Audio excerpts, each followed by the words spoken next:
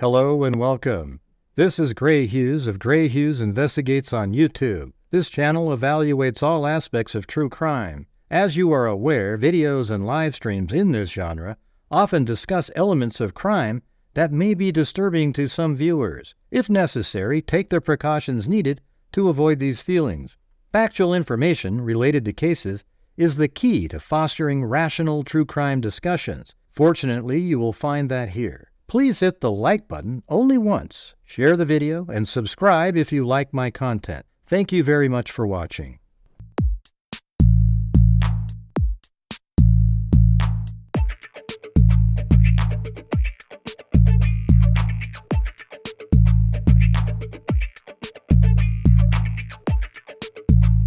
Huh?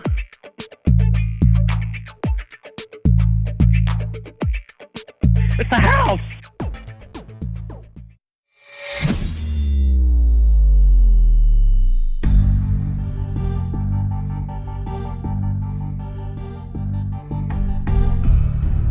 What's going on, freakazoids?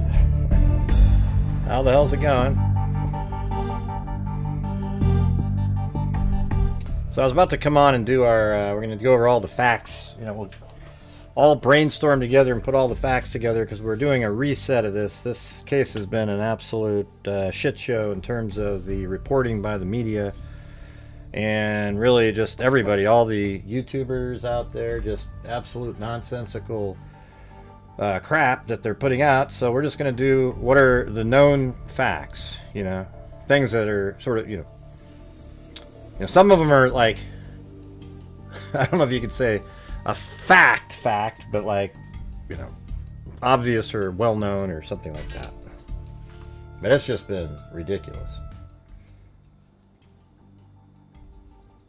And just to let you know that I'm not just making up what I'm saying right here is, you know, Christopher Marshburn that's in here, he sent me a link. And look at this right here. Tell me if you haven't heard this exact sentence before. Here, just a second.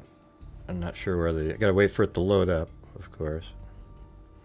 Of course, now it probably won't load up because I was gonna talk. Oh, there it is. Okay. Alright, so here it is. Morning is not just what we know, but also the number of false reports that came out over that time span.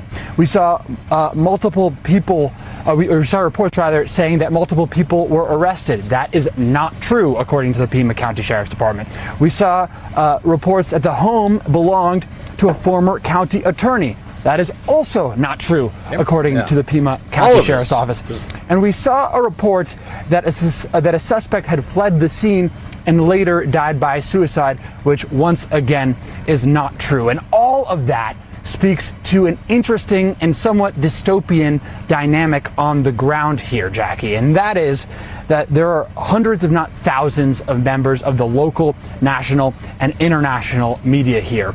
But there are also hundreds of influencers. And in these moments of developments in this story, they will go live to their hundreds, if not thousands, if not tens of thousands of viewers, and I will overhear them just say things that are not based in fact, things that are not based in reality or have been checked with the local authorities. And it's interesting to see in real time, outside of Nancy Guthrie's home or outside of a crime scene or outside of law enforcement activity, see how some of these comments that are made without regard to the fact that a woman's life potentially hangs in the balance here, how those little comments snowball into this misinformation and disinformation. What's also interesting about what happened Friday evening and Saturday morning is not just what we know, but also the number of false reports that came out over that time span. Yeah, so you already played it, but see, that's exactly what I've been telling you guys. You know, these live streamers that are there are a joke, okay? All they care about is getting as many people to watch as possible and put out whatever it is that they think will sell to the people there. And then the media doesn't, I don't know, man. It feels like there's a little bit of crossover there. They just kind of, they just say stuff with nothing. You know, nothing to back it up. Hey, thanks, Baby Coco Live. Yeah, that's not really the failure, Calicat. And we don't do that. We don't do victim blaming here. You can go with victim blame somewhere else. That's the last vestige of somebody who doesn't have anything else to contribute to a case, so they start blaming the other people. It's the lack of taking care of their mother and making her home more secure with security. Give me a break. That's not where it wouldn't have helped. These people would have broke in, and regardless, maybe there'd be more video to look at. It isn't the truth. It isn't the truth at all. That's what you want to believe and tell everybody, because it makes you feel better. That somehow it wouldn't happen to one of your family members because you would have treated them so much better. Yeah, it's just absolute garbage. We see this all the time. Every case, you know, like the Delphi case. Why did the grandparents allow them to go walking on that trail? Well, because they've done it for years. They've been there. Why not focus in on, wow, we need to have better law enforcement in our society so we don't have idiots and psychos like the one that broke into Nancy Guthrie's home. That's what we should be looking at. All right, not blaming family, etc. They would have found a way. Anyways, and it isn't the truth. Right. Now, here we go. So, what that reporter just said is absolutely true. That's exactly what we've been trying to tell you guys since the beginning, and it's been very frustrating. That's what's made the case frustrating to cover, etc. Yeah. Yeah, I mean, you could have cases like, if you want to, like, let's say there's a sex worker and something bad happens to him. You know, you still want to focus in on the bad guy, but you might say, you know, like, they put themselves in a dangerous life situation daily, and so they probably need to take precautions, etc. You know, but it's still not them that did it. Like, they're just out there doing whatever they're doing. They're a sex worker, and it's the killer, right? The killer. But I think law enforcement, that's why they treat it differently. It's like, okay, you know, it's not as important as a 14-year-old girl walking home from school and abducted by somebody. But if a sex worker is killed, they don't treat it the same because they don't give it the same level of innocence, and I think that sucks, okay? Because the person who killed the sex worker is just as psycho as the person who killed the 14-year-old walking down the street, you know? So anyways, here's this email I got just before I was about to go live anyways, and it says right here, who, you are, Calicat? See, that's what I'm saying, moderators. You see that comment that's in there right there? You just let it sit there. Go ahead. I'm just going to let it sit there for a while.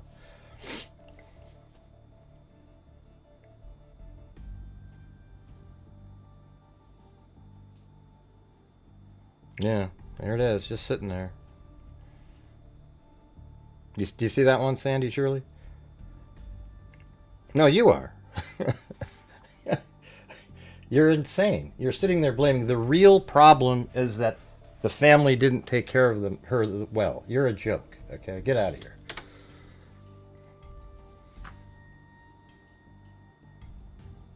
Hey, Sandy, do you see the comment up there that should be removed?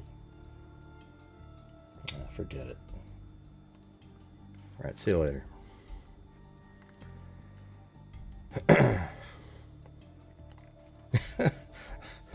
Jesus. I mean, where are the moderators when you need them, you know? She did have a right to live alone. People have falls and problems. Right. She probably didn't want it to be that. And maybe they had an automatic insurance, you know, paying for the security. I know, really. Isn't that really... That is a wow, isn't it? Tracy Van Brott. I mean, it's incredible, people that show up in here. Okay, well, you guys left a comment on the screen for about 10 minutes. Didn't even remove it. So I'm going to go ahead and... I removed it. Yeah, let's see. I think our moderators are working on the Guthrie case, which is why nothing is happening. I'm not sure what that means. That doesn't make any sense. I'm just saying, I don't know why that stuff's allowed. You guys, I'm told to, hey Gray, don't bother, don't worry about the chat, let the moderators take care of it. Okay, and then I'm doing a show, and there's troll comments in there. And I'm not really, other places have them removed really quick, and I'm trying to get them, I'm not sure where to land on that. Do I stop the show and, like I'm doing right now, and remove it, or how it works? We just get so many during this case. Anyways, the FBI says a glove containing DNA was found about 2 miles from Today Show host Savannah Guthrie's mother and appears to match those worn by a masked person outside her front door in Tucson the night she vanished. I'm not sure, if that's how incredibly significant this is, but it does say this. The glove found in a field near the side of the road was sent off for DNA testing, the FBI said in a statement Saturday, that received preliminary results Saturday and is awaiting official confirmation. See here, like the key is going to be if the DNA in that glove matches the foreign DNA found in the house. If that is a truth, then they're going to solve this case not too long from now. If they have a sequence, because they'll be able to, like, let's say markers match, and they're very confident, because sometimes you get a partial DNA, maybe you only get, 8 or 9 of the CODIS markers out of 22, I think it is now. I don't remember the number, but that's still like ridiculous odds. So then they would get the sequence maybe off of the glove, or maybe the DNA at the house was the one that had the partial DNA, and then they'll be able to take a sequence, upload it into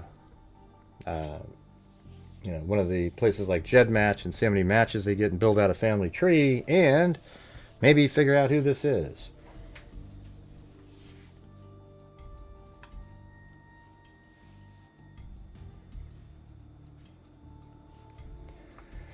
Let's see, Nancy Guthrie, 84, was last seen at her Arizona home on January 31st and was reported missing the following day. Authorities say her blood was found on the front porch. Purported ransom notes were sent to news outlets, but 2 deadlines for paying have passed because she's not alive. Approximately 16 gloves were found. In my opinion, that's not a fact of the case. Approximately 16 gloves were found in various spots near the house, most of which were searchers' gloves and had been discarded, the FBI said. But is the glove that was found on the road, is that a different type? Something more significant? The discovery was revealed days after investigators had released surveillance video of the masked person outside Guthrie's front door. A porch camera recorded video of a person with a backpack who was wearing a ski mask, long pants, jackets, and gloves. On Thursday, the FBI called the person a suspect. It described him as a man about 5 feet 9 inches tall with medium build. The agency said he was carrying a 25-liter Ozark Trail hiker pack. Authorities have expressed concern about Nancy Guthrie's health because she needs vital daily medicine. Right. Anyways, they say that it appears that the glove found on the road matches. Now, if it's just that standard kind of like, the black latex glove that everybody seems to, might wear, perhaps that is the, it's just like, of course, there's a whole bunch of gloves that would match it, I guess. Or there's so many gloves out there, it's not that weird that something matched it. But if it's some unusual brand, that would make sense. Yeah. And by the way, you guys, somebody up above, they said, let's see, the real failure, does anybody agree with this? The real failure is that the family's lack of taking care of their mother and making her home more secure with working security system and working cameras. They should be ashamed. That's the real failure. So I challenged them on it. And they go, it's the truth. And then later they call me a douche, and then they go on and on and on and on and on and on and on. It's like, those are the people that you remove from the channel. Okay? I don't want people in here that it's like, it's called the, what do you call it? When they're trying to, show that their moral superiority, that they virtue signaling, they would be so much better. Okay. Does anybody in here agree with that? That the real problem is the family's fault for not getting her security better. Is that really their fault? That's just absolutely ridiculous. And you should be ashamed to say something like that. It's ludicrous. Yeah, it's always the victim's fault. Yeah, and there's a contingency of people on YouTube. That's all they do, or social media, the commenters, because they want to think that it could never happen to them, so they blame the victims. And if they had done something a little differently, we wouldn't be in this situation. Yeah, it's garbage. Okay, you're an embarrassment. So go sell that somewhere else. I'm sure they'll lap it up, put it up on the screen as if it's a really interesting, great, nuanced question or comment, and it's not. Okay. All right, so here we go, you guys. What we're going to do right now is we're just going to start going through the facts, figuring out, putting everything down that we know of. All right? So we're just going to start all right here. So Nancy Guthrie. All right, you guys, you need to help out too. You can go look it up. Stuff like that. But also, if you're watching, if you have the ability to help support the channel, that would be great. We had one person earlier, and wah, wah, wah, wah, right after that. All right, so she's 84 years old. I think they said she weighed 150 pounds. So we could just put, I think we just put right down here. Maybe I'll put like a column over here. Let's see.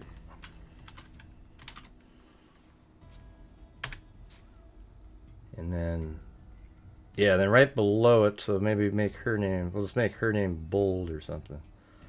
There you go. Okay, so then, age, 84.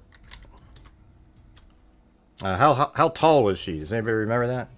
We all need to, let's just all do this together so we don't have a lot of pause in between. So how tall was she? I had there's a sheet, I think I might have it right here, hold on. Yeah, there we go. So let's just use this thing. Alright, so she is 5'4". I've got the FBI chart here. So height 5'4". And obviously, we don't have to put down that she's a female. And weight 150 pounds.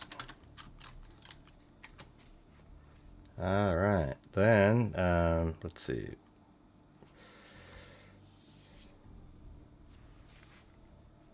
Okay, we'll get to that later, I guess. All right, and then she lives in, I guess, what do you call that area that she lives in?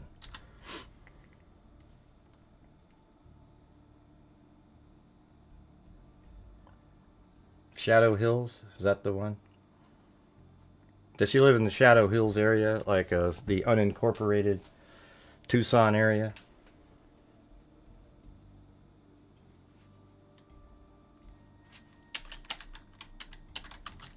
Let's see. I don't see Farmington Hills. Well.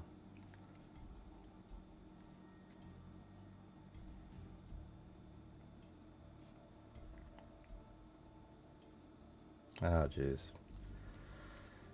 I'll just say unincorporated area of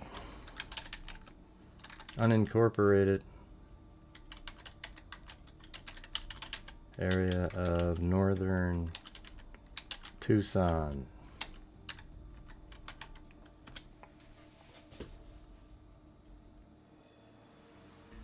Okay, you're saying Carolina Hills? Let's see. Actually, I can probably just, let me look at what that FBI document said again. Nancy Guthrie, last seen a resident, Catalina Foothills. Okay. So whoever said that, that was right.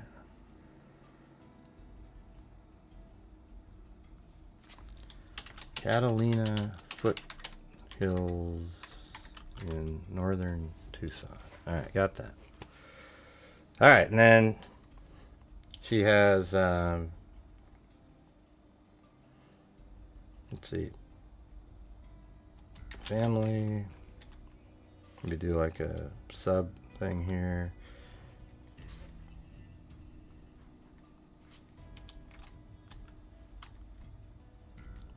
So we have, I guess we know what all of them are, right? So we have the family. We'll just go with immediate family, though, right? So we have Annie. I'll spell it the way they do it. Annie Guthrie, Savannah, and Cameron, right? He spells his name a little different, right?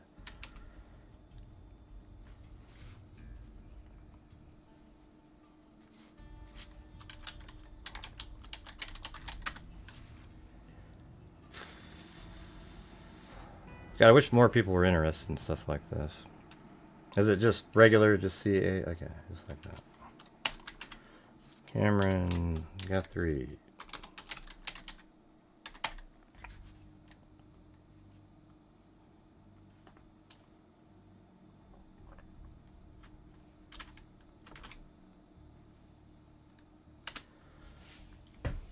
Okay. And then I guess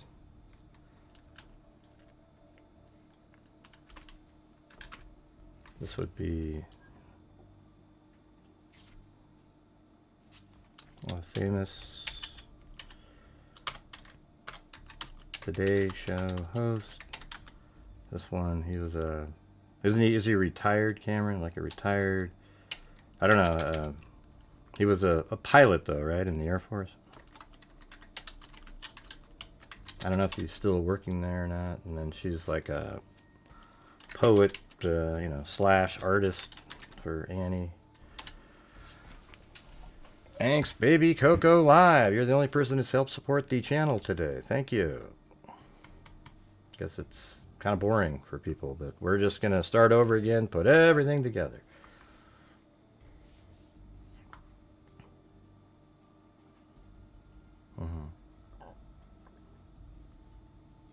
Yeah, I just said poet.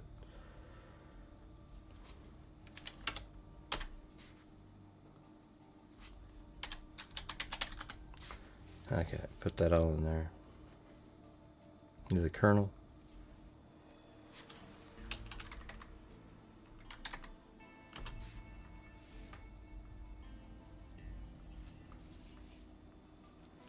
Okay, we're just going with trying to get the facts of the case together instead of theorizing. We can do that to this evening, all right?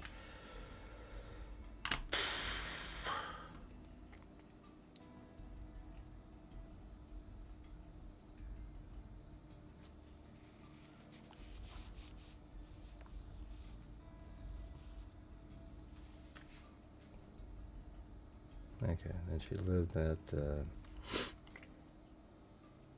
I don't know. I mean, I don't think we need to put like the addresses of people in here because we see it on a map where they're at.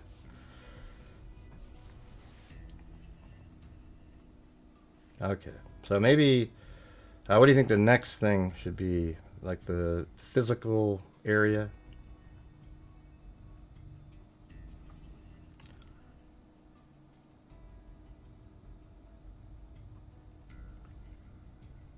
Yeah, I'm not suspicious of Annie at all.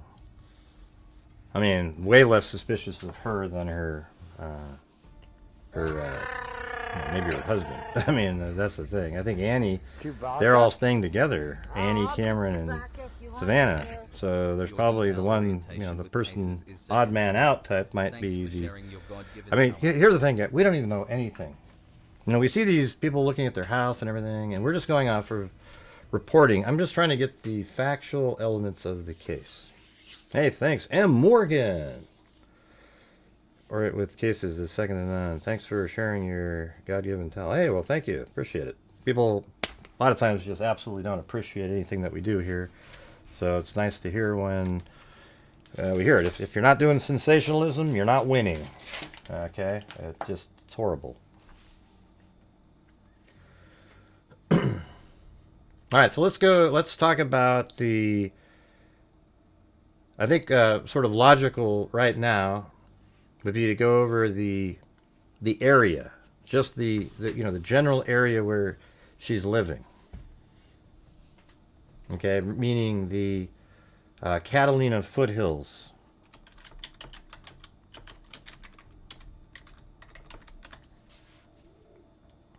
So maybe they have something where, you know, how many people live in Catalina foothills in Tucson?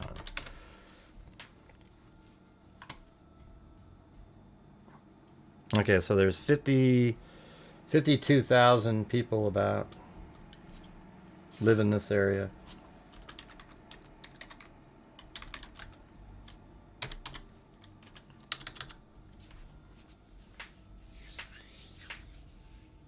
Yeah, we're not there yet, Laura. We're just talking about the area. Population, and then this is an area where I think there's a specific name for the people that like the no lights and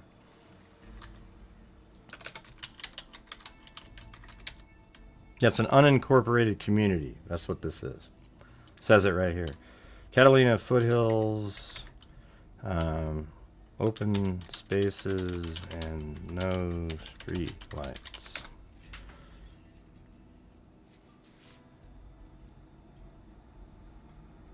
Yeah, so that's basically I'm sure there's a specific term. Yeah, dark skies. I think they call it that, right? Dark skies and open spaces for each, you know, each home feels like it's got its own like it's weird when you can see it on the map, right? You look at it and it looks absolutely populated, but when you're on the street looking around, each home probably feels pretty, you know, nice and secluded a little bit, right? But it's not secluded. It just feels that way. But like you're going around, and while you're moving down the street, you look around and each home has very little visibility towards the street, and that's probably a huge problem in terms of security camera.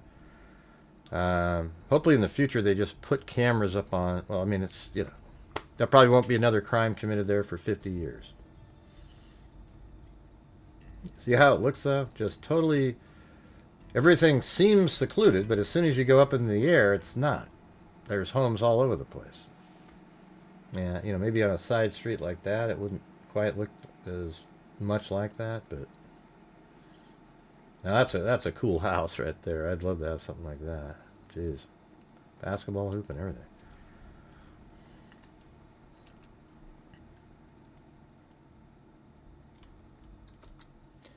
Alright, so we have that information. Dark skies, open spaces, so there's no street lights and little ambient light.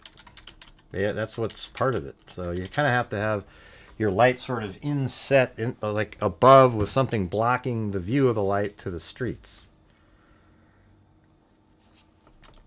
Secluded feeling. All right. So that's the space. And I guess she's about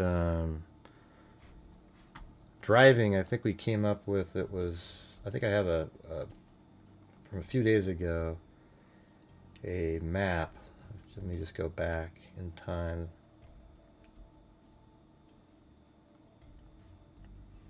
Maybe 11th, maybe 10th, 9th. There it is. Wow, that was that long ago. Man, it seems like everything is really long ago.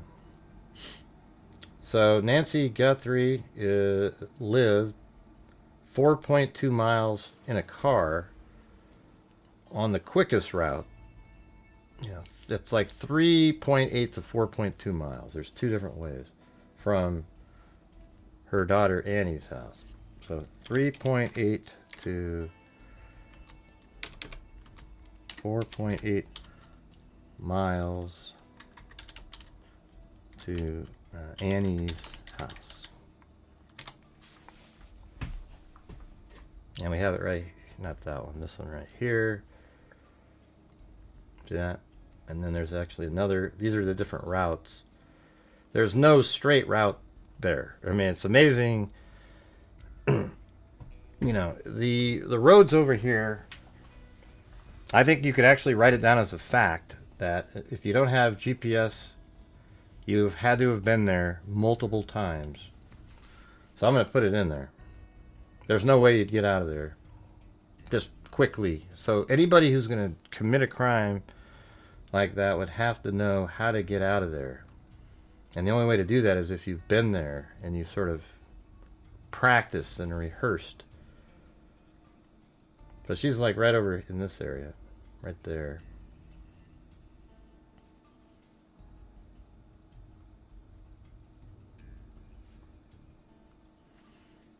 Okay, so then 3.8 miles to Annie's house. And then I would say that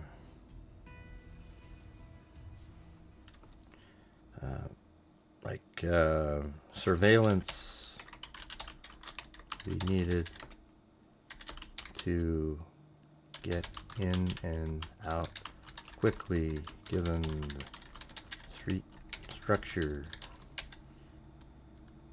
The street, that's not the word, street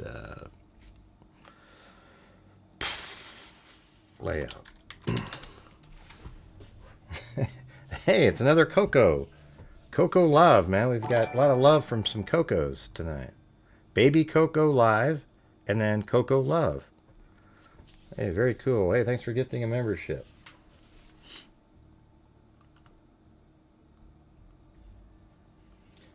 You know, so if you look down here, how would you get out of there? Well, you drive this way. Okay, let's go. Hurry up, hurry up. Then you're over here, and you're just not, you don't know where you're going. You know, it's just there's streets. If you turn anywhere in the wrong direction, you're stuck in one of these cul-de-sacs over here. So you had to have practiced. So somebody had been there before. Yeah, see you later. Yeah, I'm just gonna remove people like I'm just blocking as many people as possible. The jackasses that show up and make their comments, they're never going to be somebody that works out. Ever. Okay, so we have this, alright? And then what would be the next thing?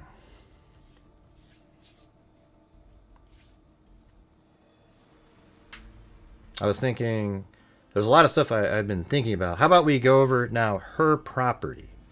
Okay. So Nancy's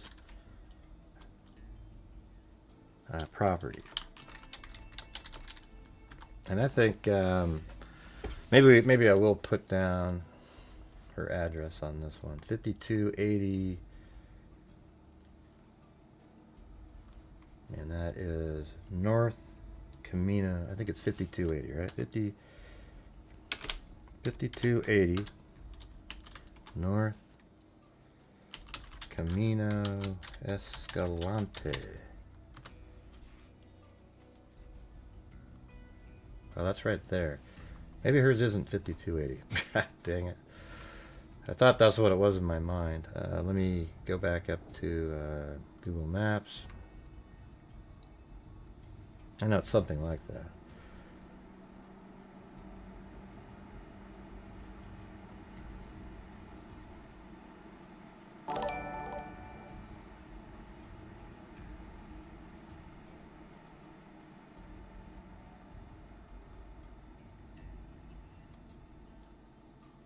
Oh, is it? No, it's 5820. Jeez. Talk about dyslexia. That's what that is. 5820. All right.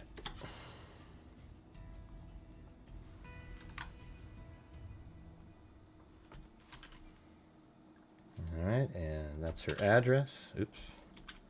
Paste special. You get the crazy. All right, and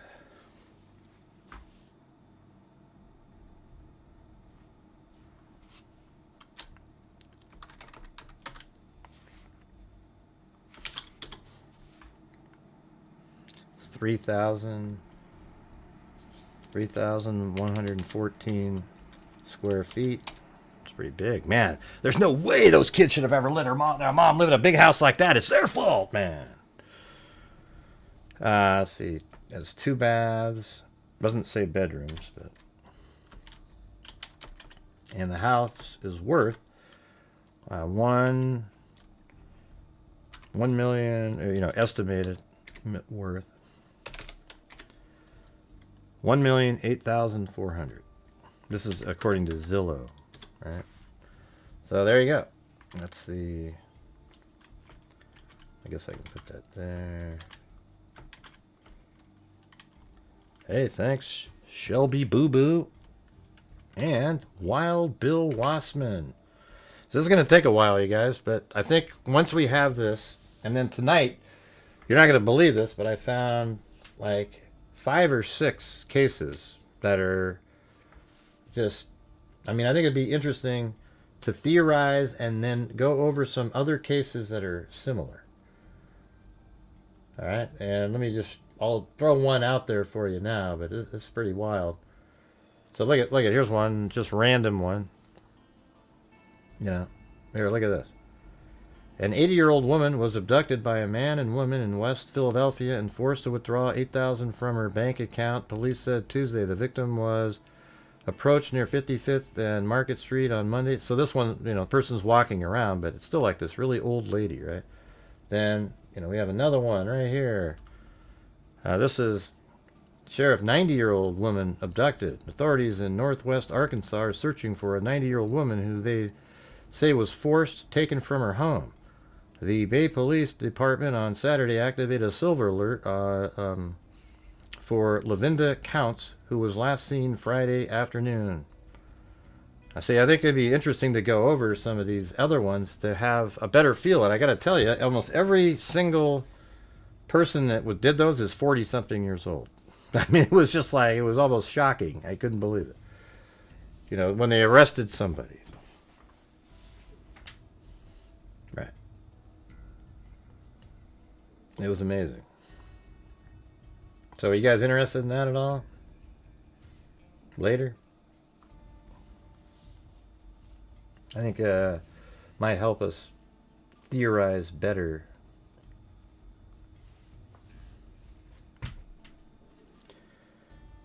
Okay, so this is the size.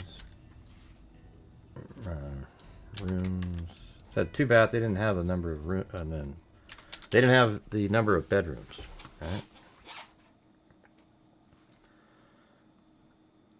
Anything else in there? I don't think it matters when it was built, how much it would cost to rent it. None of that stuff matters. It might, the worth might be the only thing that is valuable. You're not being killed because it's 2 bathrooms or abducted, whatever the hell it is. And the square footage doesn't matter. It's the worth of it. That might be the key, right? Don't know. So there's that. Now let's go and get really specific about the house and where there were cameras. So let's make that bold there.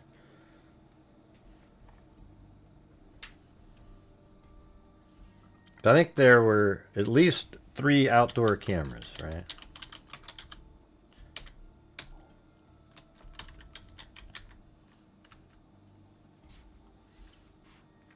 I think there was 3 cameras, and we'll put there's one. Let me see if you guys agree. Isn't there a camera right here in the front of this? What do you call that? A pool house? How do you want to refer to this building right here? That's not the garage. Hey, thank you, Tracy Von Brat. Thank you, Gray. Yeah, I know where they are. M. Morgan. I think that's exactly where I have them. One on the roof, there's one right here, and there's one right there, and then we know that there's one right inside there. Now, I think there's also some inside the house. Okay, you call it a guest house? How about we'll call it a guest house slash pool house?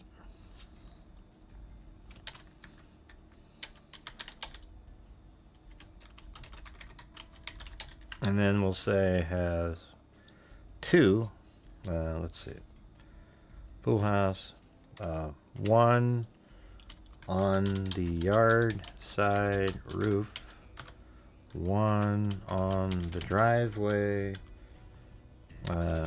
one facing the parking garage, or not the parking garage, the garage and driveway, right? Then the other one,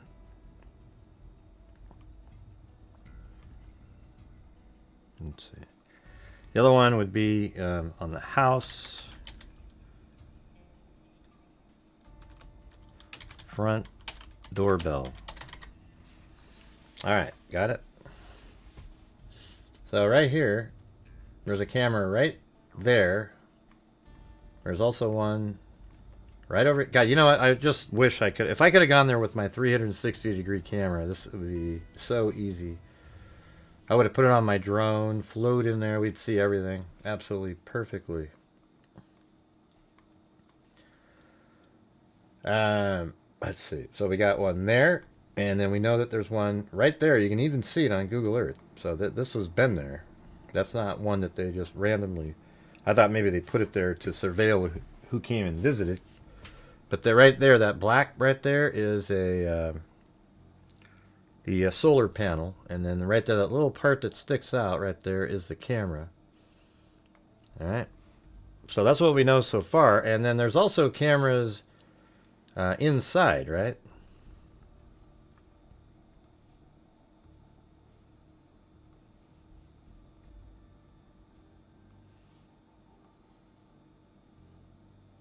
Because they said that.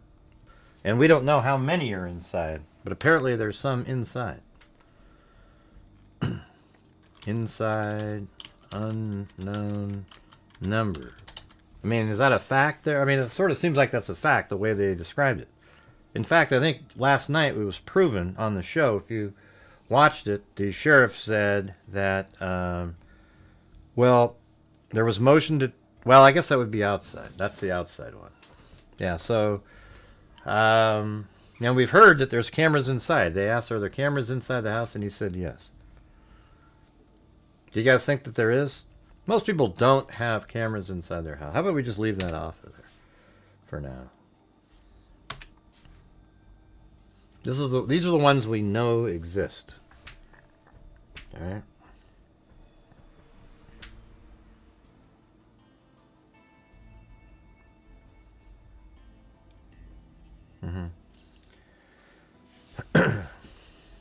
Okay, then let's see. I guess what we need to do up here with Nancy is put more stuff in here. So let's put, she had, what are some of the physical or ailments that she had? So up here we would say, you know, like health, pacemaker,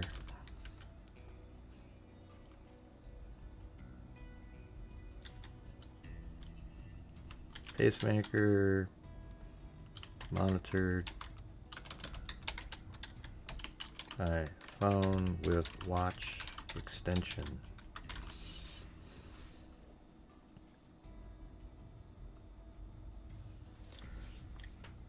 Okay, mobility issues, 50 yards. They said 50 yards walking would be tough. Or she was mentally sharp, right?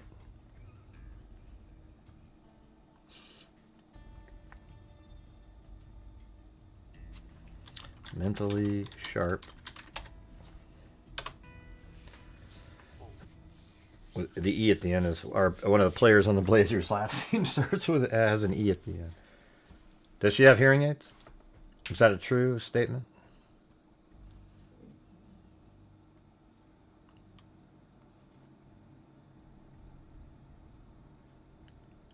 Yeah, she had some kind of blood pressure.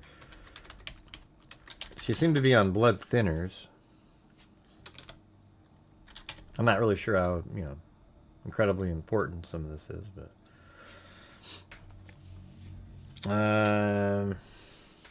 okay, so that's kind of what we know about her.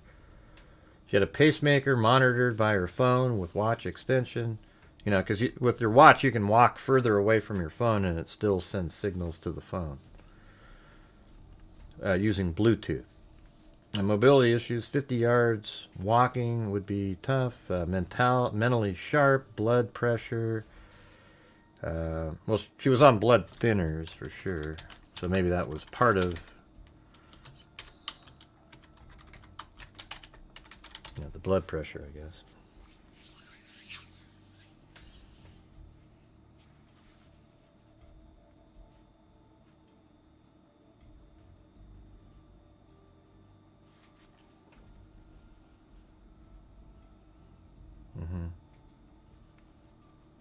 She used the cane to walk.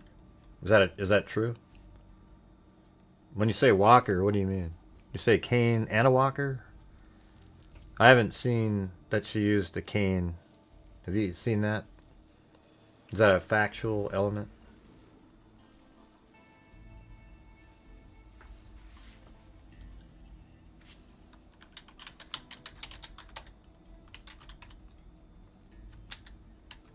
Okay, you heard, right? But where'd you get that from? Hey, thanks, Von Dazen. Great detail work again. Hey, thanks. Chewbacca? Oh, I'll do Chewbacca if you want me to. Great detailed work again. Great.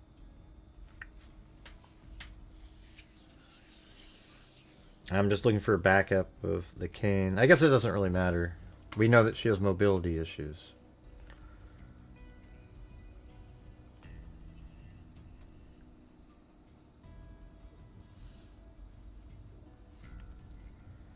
Okay, then there's a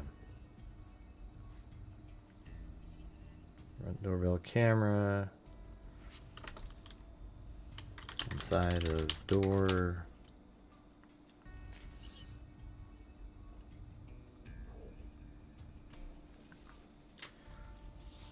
Let me put some more stuff up in here. There's a pool,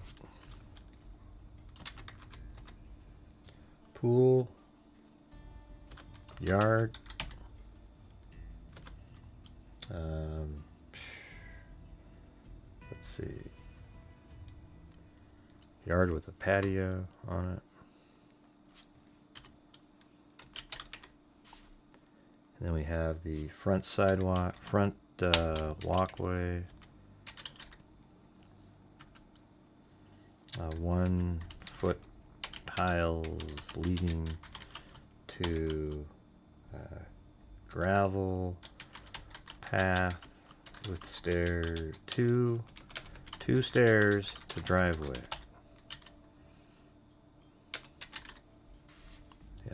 I'm just wanting you guys to be able to look at the screen at the same time.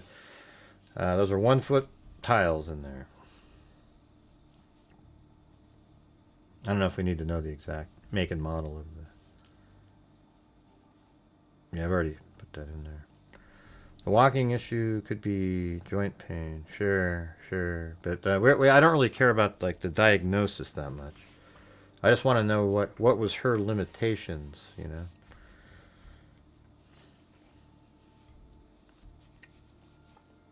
So she had a pacemaker, she had mobility issues, she was mentally sharp, and looked like she was on blood thinners given those big, the bruising, because you can just like tap your arm and it'll look like you got a huge bruise there. And thank you up there to Von Dazen again. All right, so that's where we're at with that. Okay. And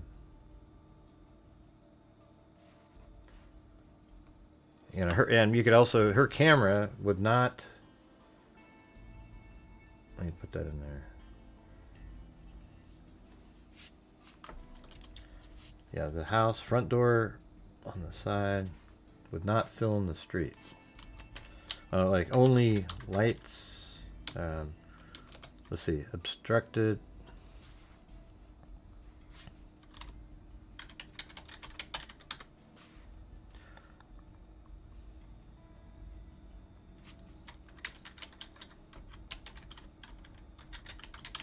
Yeah, so her camera cannot get a clear look at the street. I mean, it might have, you know, if it's wide angle lens and it, I don't think it could see it at all, to be honest with you.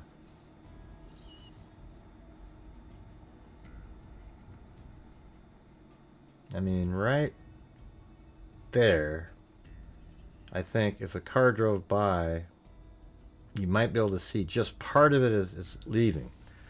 But I think that, I mean, it's interesting. Law enforcement might have shot of the car driving right through there, going this direction, if it didn't plan out well. But if it came from the left, and that's where it parked, then took out the camera, and then at the very end pulled it up here with no camera filming, then, you know, that's what your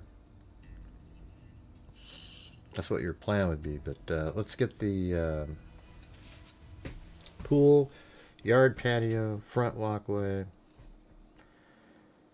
And then, let's see. So now I guess we can just put down those sort of like physical descriptions, etc. We can add to it. You know, I can always, that's what I just sort of put these little places in here, and then eventually you can add more here, here, here, and here. So if something pops up, you know, throw it in a super chat if you think of something interesting. We'll add it into that. Yeah, well, it's possible. There's a lot of possibilities. We just don't know for certain. So let's now do the factual elements of the actual, what we know happened in the crime itself that night. Okay, so we know at, you know, facts of the crime, and really that's kind of where we're gonna be right now. So, let's see, we'll just say 5:32, right? I think that's the time. Let me get my other piece of paper out here. Yeah, 5:32 p.m. Nancy drives to Annie's house for dinner, games, etc. I'm going to put that right, the whole thing that I had already in here.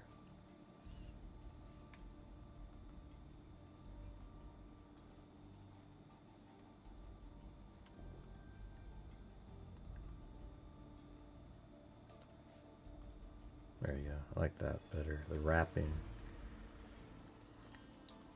5:32. And, you know, so factually, what you can probably say is 5:32. Nancy goes to Annie's house for dinner and games and took an Uber drive. And they said that's when she left to go there. So then you could say here, factually, that at 5:42,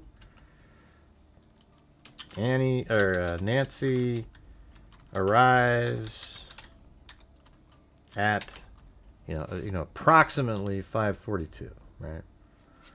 Approximate time Nancy arrives at Annie's house, because it takes about 10 minutes to do that drive. So that'd be the approximate time, and that would be a fact, right? I mean, the Uber driver doesn't say, oh, then we went to the store, we went and did these things. They went there. Nancy goes to Annie's house for dinner and games and took an Uber. Uber driver was interviewed. And then approximate time Nancy arrives was 5:42 at that house. Then approximate time of 9:38.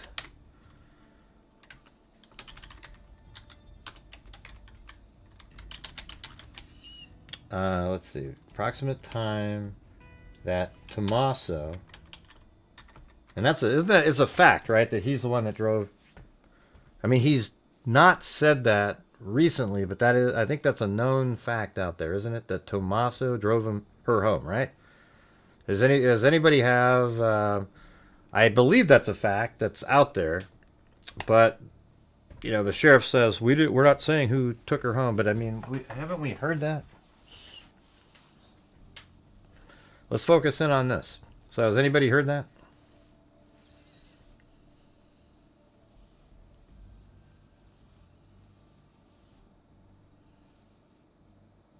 Oh my God! Hey, M. Morgan, we're not there yet. Can you wait? Thank you. I'm talking about right now about the. We know that you know everything, M. Morgan. Thanks for typing everything in, etc. We're not there yet, though. Okay. I want to know, do we know for certain that Tommaso drove her home? I mean, people say that because we think we know that, but is there a factual element out there that brings that up?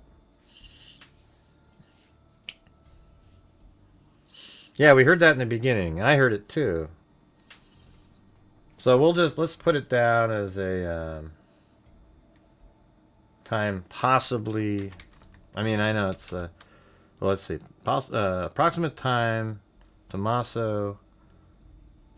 I'm gonna say likely, right there. I mean, I don't know. It's just drove Nancy home. Probably left at 9:38. The 9:48.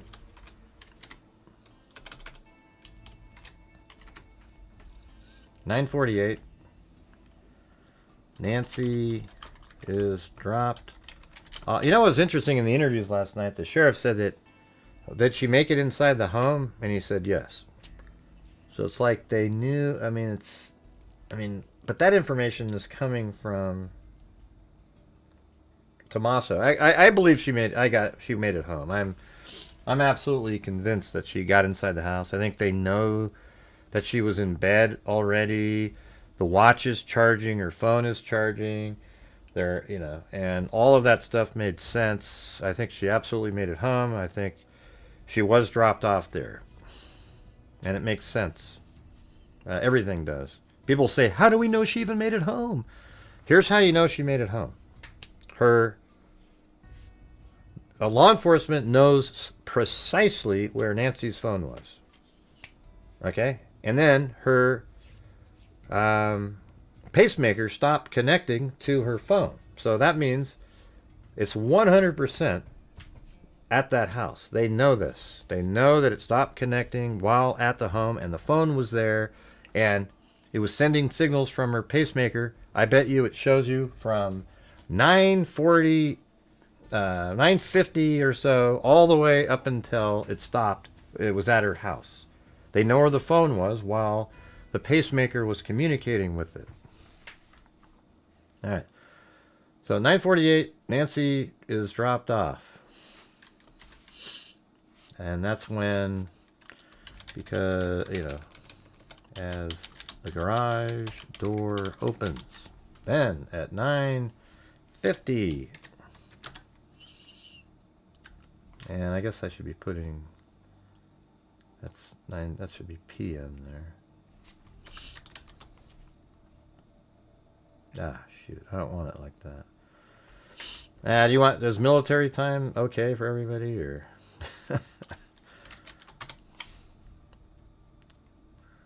I hate military. Seeing it, it's like it doesn't.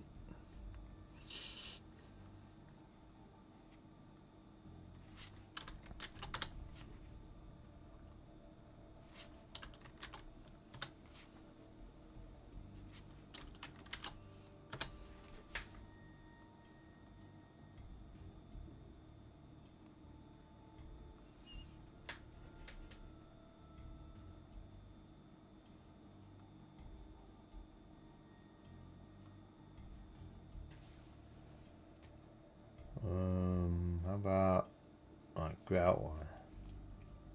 There we go. I like that better. That's how I like to look at it.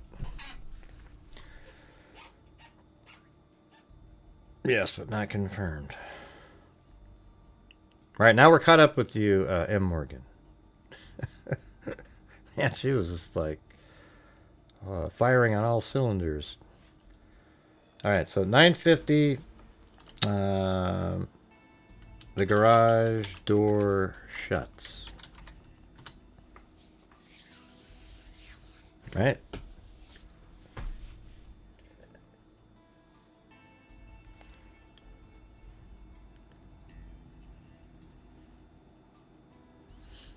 Hey, all right.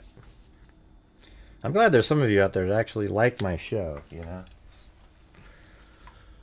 All right, 9:50, and then it's all right. Now there's stuff that we don't know as facts. Like we came up with a whole timeline. I mean, I'm not going to put this in here, but I came up with, you know, 10 o'clock. She starts getting ready for bed. You know, like 10 minutes later, you know, she probably gets in there, and you know, jokingly we put she was drinking chamomile tea at 10:30. You know, and then 11 o'clock, she's sleeping. You know, an hour and 10 minutes after being home, and then, you know, I put up all this other stuff here that we don't, you know, everything with a hashtag is a guess. Okay. But that's not what we're doing on this one. We're putting the factual, you know, elements, and I think, you know, an estimation is okay. Like, okay, she left the house at 5:32 with the Uber and got there at 5:42. That seems absolutely reasonable, doesn't it? It's a 10-minute drive. Yeah.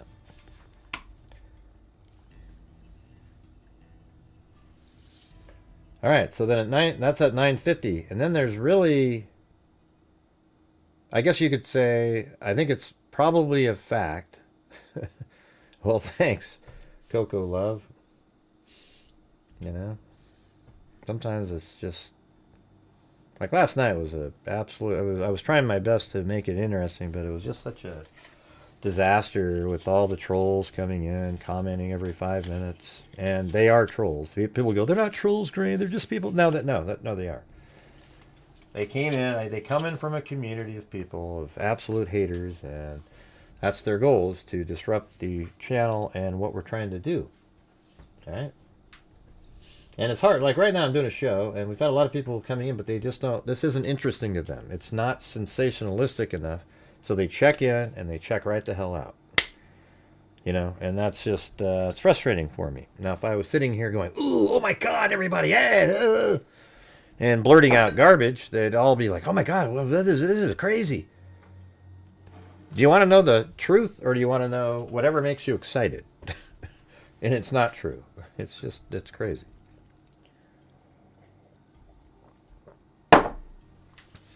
So I guess the next, I mean, I would say from 9:50, you know, like her, I guess she's still connected to the pacemaker. I mean, we know that, right? Because it disconnected. So I would say, you know, for this whole time here, you know, from the moment she got home, her pacemaker is connected to her cell phone. But let's put the times in here. So 1:47.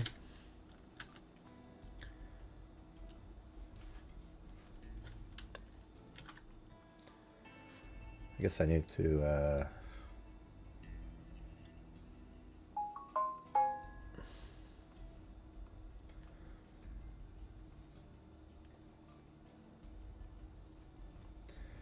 no, that's not going to be the thing. I'm just formatting it in here. So 1:47 a.m. I mean, we can put a ton in here. Let's the Ring camera, the doorbell camera. That's what they say. That's a specific camera. So the doorbell camera disconnects after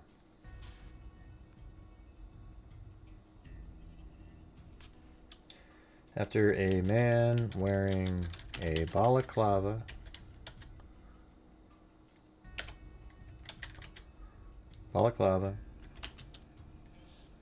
backpack,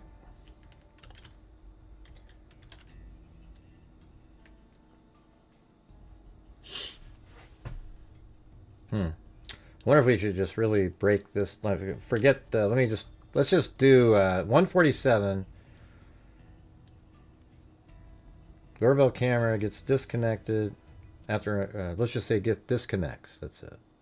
Disconnects from, was it the network? Something like that.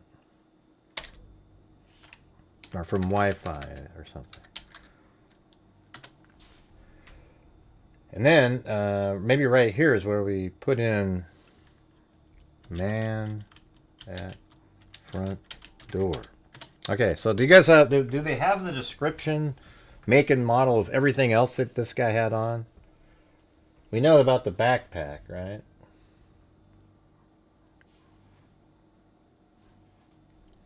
So man at front door, he had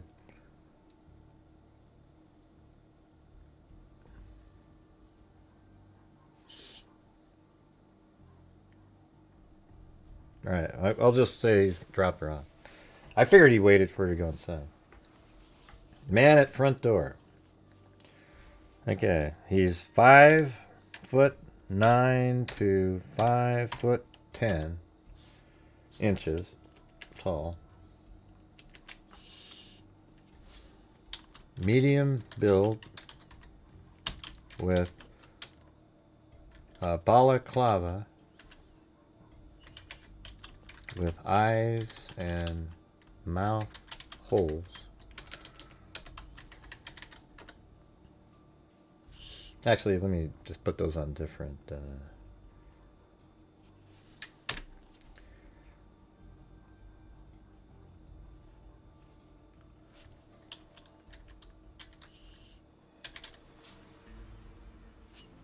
Medium build. 5'9" to 5'10", medium build,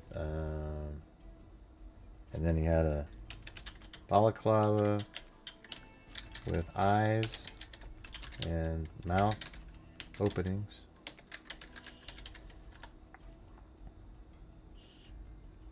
He seemed to have a mustache showing.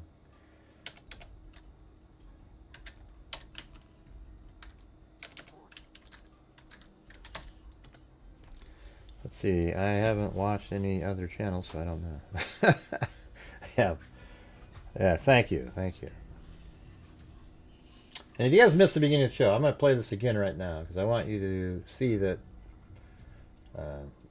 this is what another reporter said, okay? I think it's important, and it's true. So here we go, I'm going to load this up again. I'm going to play it, it's pretty short.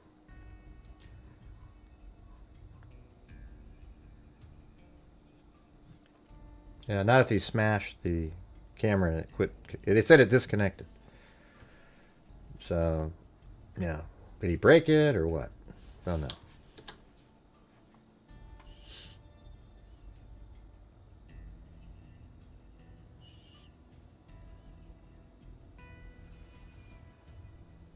Yeah, most of those Ring doorbell cameras, well, if they're Ring doorbell, there's a battery that you put into it. I'm not sure why this isn't loading now. Let me try to put it into, oh, there it is. What's also interesting about what happened Friday evening and Saturday morning is not just what we know, but also the number of false reports that came out over that time span. We saw multiple people, we saw reports rather, saying that multiple people were arrested. That is not true, according to the Pima County Sheriff's Department. We saw reports that the home belonged to a former county attorney. That is also not true, according to the Pima County Sheriff's Office. And we saw a report that a suspect had fled the scene and later died by suicide, which once again is not true. And all of that speaks to an interesting and somewhat dystopian dynamic on the ground here, Jackie. And that is that there are hundreds, if not thousands, of members of the local, national, and international media here. But there are also hundreds of influencers. And in these moments of developments in this story, they will go live to their hundreds, if not thousands, if not tens of thousands of viewers, and I will overhear them just say things that are not based in fact, things that are not based in reality or have been checked with the local authorities.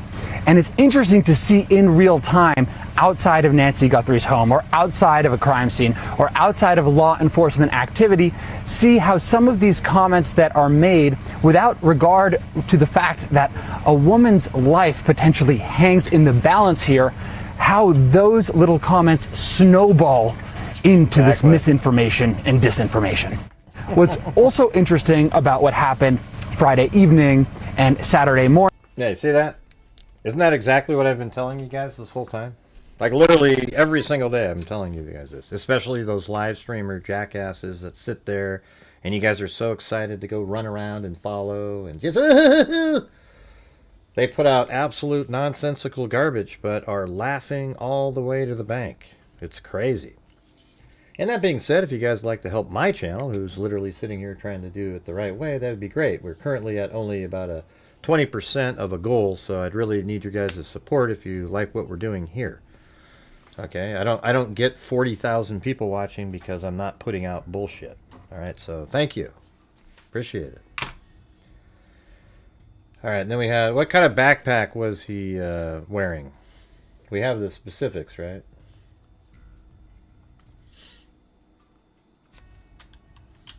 Nancy Guthrie, surveillance backpack. So if you guys could please help support the channel, I'd be appreciative. Thanks.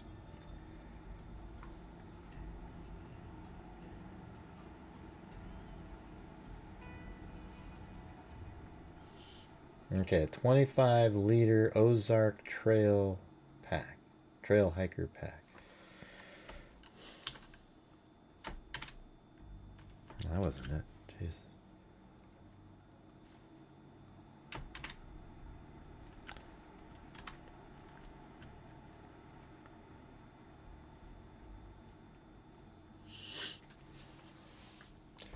Thanks, Tracy Von Brock. Hope others heard what I just said. That'd be great. Thanks. And then like a fleece top. I don't know if they know. They probably know, but they haven't told us. Don't know what color it is. Fleece top. A gun. Fleece top.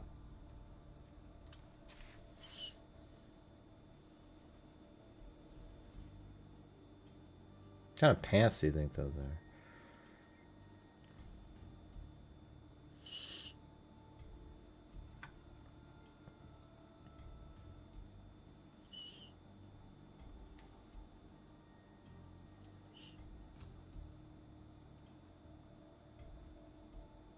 Yeah, I didn't say it was empty. Yeah. I can put full if you want me to.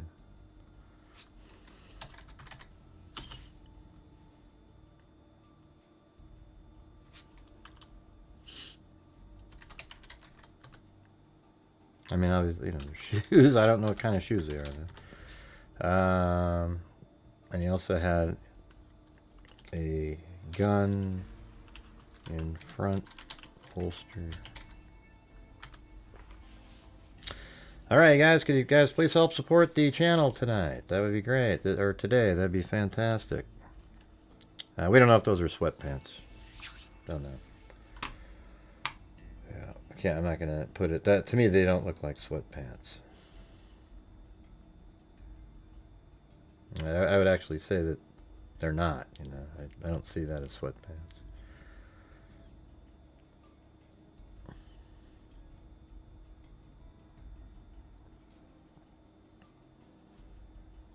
And then he also had, you know, some sort of latex gloves. Yeah, we've only got like 3 gifted memberships. It'd be nice to have some more of those. Some sort of latex gloves. Black.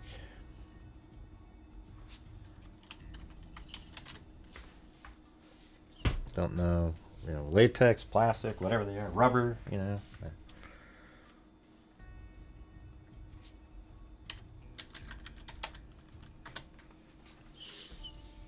And I think that's it. I don't think you can see that he has, if he has like the goatee that people draw in there. I don't see anything like that. Hey, welcome. Let's see, or Mickey Clayton, is that right? Or Mikey Clayton? Mikey Clayton. All right.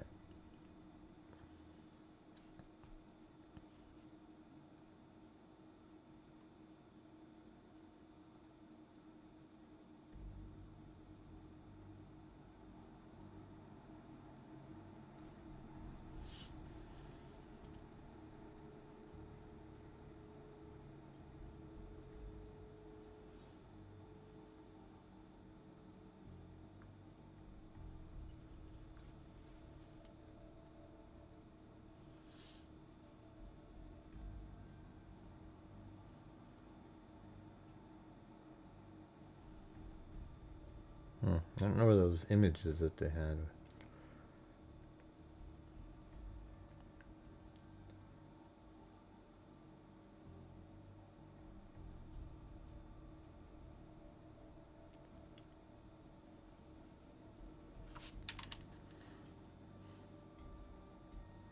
Yeah, seems like you can see a mustache for sure. Absolutely, I don't believe he has a tattoo though. Okay, well, we got that. And then let's just say that's what we got. Now one, and then that was 147, and then we can always add to this stuff here.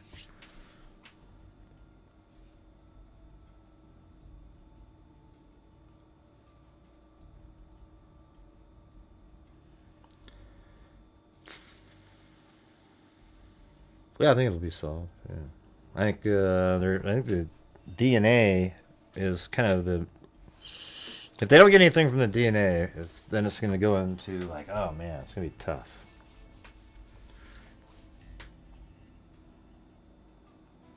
And then I think the next thing that they have is 212.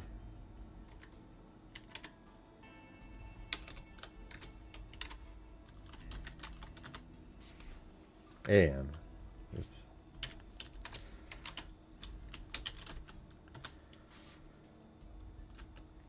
Oh, there's motion on an outdoor camera. And I think that's a fact. You know? The reason I'm saying that is because when the sheriff was he asked about it. He goes, yeah, there's motion on the camera. We don't, it could be an animal, but it detects people. But what, if it was inside, would you say that? The part about the animal? I think it's an outdoor camera. That it picked up motion, and it's not an animal, it's a person. And, we don't know which camera. So it's either motion on an outdoor camera. And it's going to be, like either, one on yard side, a pool house, possibly one on the driveway side of pool house. Alright, so those are just possibilities, but there is a motion detected on an outdoor camera. Yeah, especially with the back door open, man. So obviously at that point, a cougar ran inside the house and set off that motion sensor. I think it's incredibly unlikely.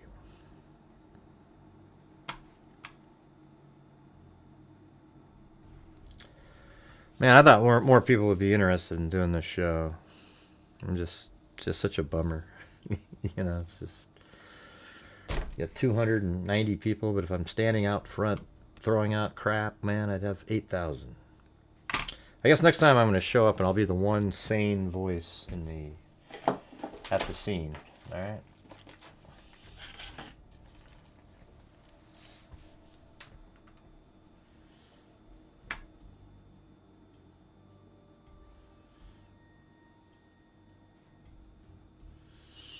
So motion on an outdoor camera, possibly one on yard side of pool house, possibly on the driveway side of the pool house. Then at 2:28,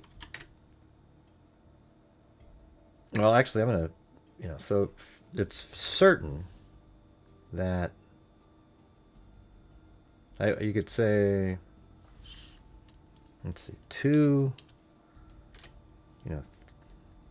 13 to 2:13 a.m. to 2, I would even say 28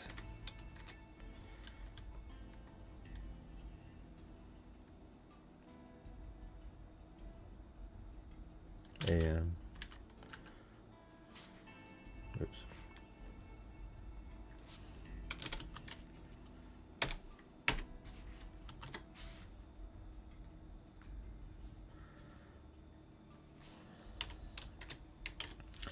Alright guys, hate to have to keep asking, but if we could get the support for the channel up, that would be great. We're really struggling again.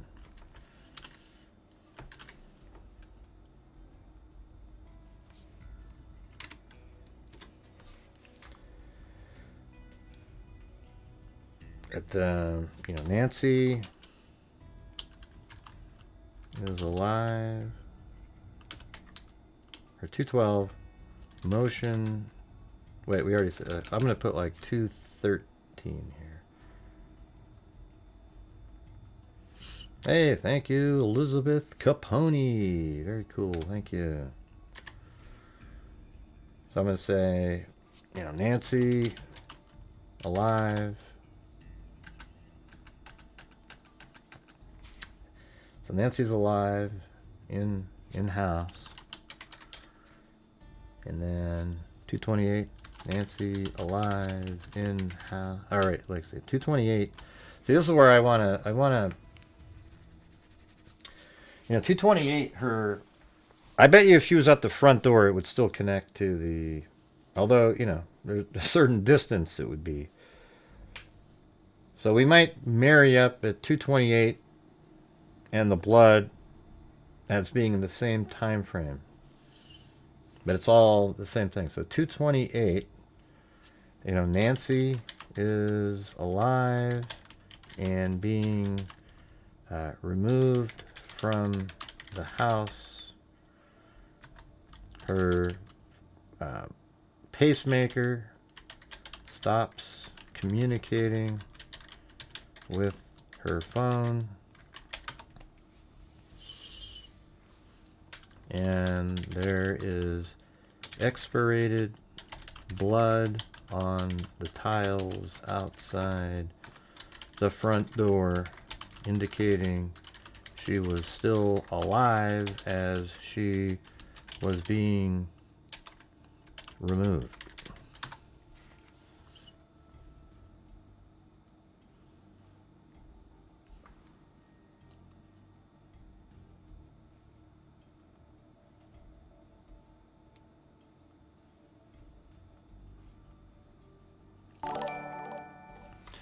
Wow, hey, thank you very much there, Phyllis Watson.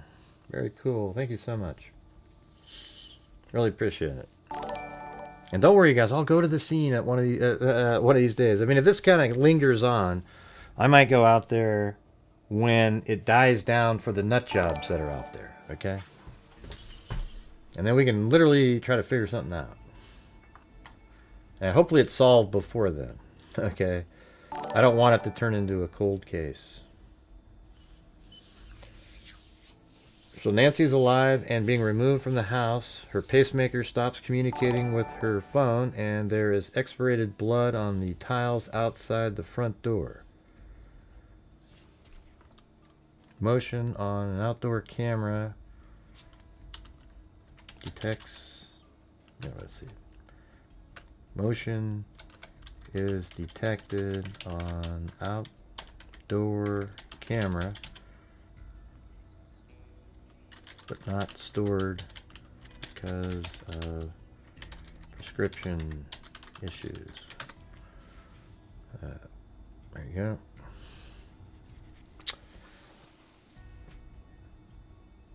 go. Please do what? What am I doing? Oh, if I go there? I don't know, we'll see. It's just it's a 2-day drive, you know, like 22-hour driving there. I like to have all my stuff. I just don't want to be there with these crazy people. They are just, it's just like a ravenous pack of nut jobs. I mean, do you see that, the night vision camera?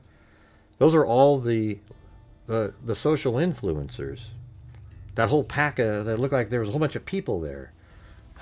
It's ridiculous. We thought that was law enforcement. It wasn't. It was these nut jobs.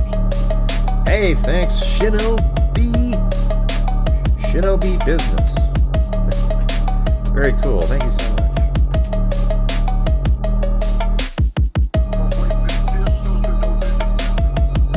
That's the front door. Is there anything you? I think you have to. You can marry up 228 with the blood. That's when she's being removed, so it's right around that time, right? So, and Nancy's still alive. So when she's being removed from the home, she's still alive. And I think that because of this right here. That right there is expirated blood. You know, it looks like she's got a lot of blood in her nasal cavity, you know, mouth, spitting it up, and these are passive drops, so she's not moving when this is happening. They're not, there's no shape to them. See how they're absolutely circular? That means her head was still, and these drop straight down, and it looks like that's the same timing as the cough.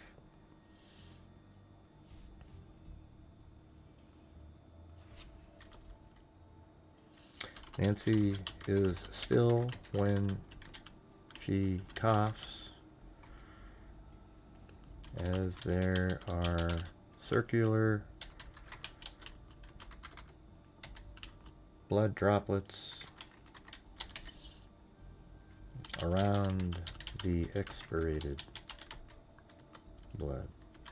Alright, there you go. Yeah, her face is probably, I don't know, I think, you know, within 10 inches or so. Something like that. Maybe she went to her knees and then they... You know, what I find interesting are things like, you know, when you look at the... It doesn't look like... If she went head first, it seems like the rest of her body might be dragging... If they're dragging her, would actually... See, these are straight down, so she's moving really slow at this point. You know, these are straight down, all of them. And that looks like, again, that may be from her mouth.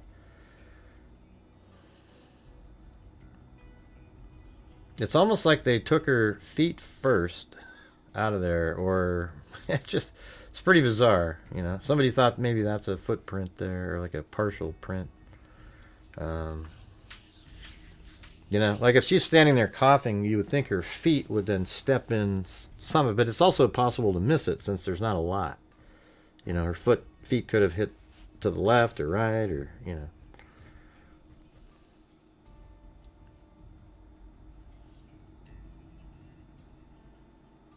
I don't know if what they've considered.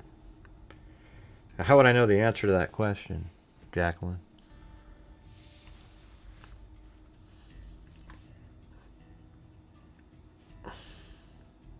Yeah, I don't think any of those people on the porches are connected at all. Why weren't they wearing masks in those?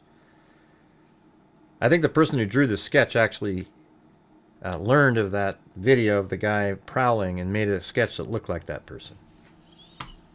Does anybody think it's legit that somebody can make a full-on sketch from somebody wearing a balaclava? That is the dumbest thing I've ever heard. Man, you got to be kidding me. Is there any chance that you could draw a sketch from somebody wearing a balaclava that's remotely accurate?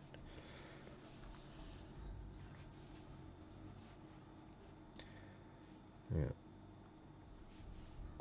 She may be in the tarp like a taco. What does that mean? Peacefully. She may be in a tarp like a taco. Why would you goof around and put a little taco thing on a comment like that? You know, it's just... It's ridiculous.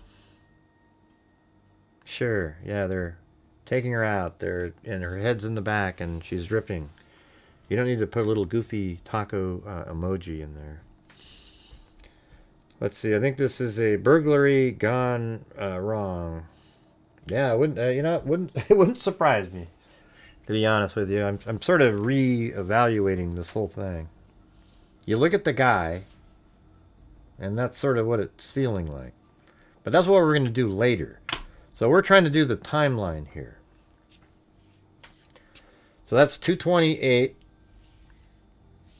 And these are things that, so Nancy's still alive as she's being removed from the home. Yeah, you know, come on. Paul, do you need to talk like this? You know? Does it make you feel good? Yes, very possible she's not alive. But you need to get all descriptive and be, you know. That's just ridiculous. Your comment was removed. All right, fire, and I know maybe you're a psychic and wanted to throw that in there. But fireman carry if he was alone. Huh? Yeah, like over the back, and then she was dripped. But here's the thing: how did the cough get near the ground? I mean, P. Soli's comment, if you got rid of the little taco emoji, kind of made sense, you know. Yeah, that would make sense. Put her on a sheet or tarp, something. You're carrying her out, and her head is in the back. She's face down, and she's low. Or it could just be that she was walking out on feet, and at that moment she kind of, you know, was so nervous she sort of bent down and then, you know, coughed up a little bit, and then he just made her keep walking. And she just happened to not... you know, well, here's the thing. When you're walking and blood's dripping and it hits your foot, it would just be a void. You know what I mean? So it's dropping while you're walking, but it would be on your shoe, and it just wouldn't show on the ground. So maybe that's how we could look at it. Instead of saying she would step in it, right? You're dripping down. It's on top of your feet, and then your next step is on nothing, right? And then you're dripping down, and then some get through and hit the... Okay, that makes sense to me. Right. Yeah. Wow. Wow. So her foot could have been right there, and there would have been blood droplets there, but there weren't. So maybe she stood back up. You get what I'm saying? Look. So while she's walking, there may have been a foot there, and maybe there's actually voids where there would have been a little droplet had her foot not been there.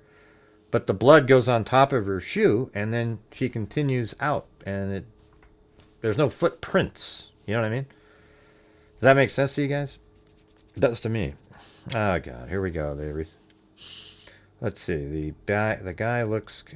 yeah, maybe. A retired officer on the Banfield show stated the same thing you have, but added White being carried out face up.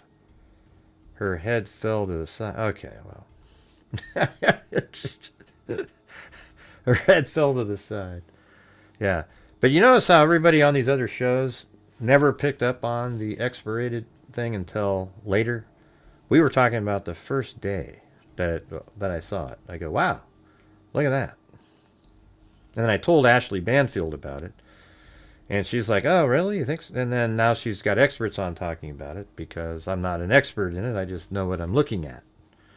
I'm sort of an expert, like, just over time covering a lot of cases. But, you know, I was the one that gave her the hint about that.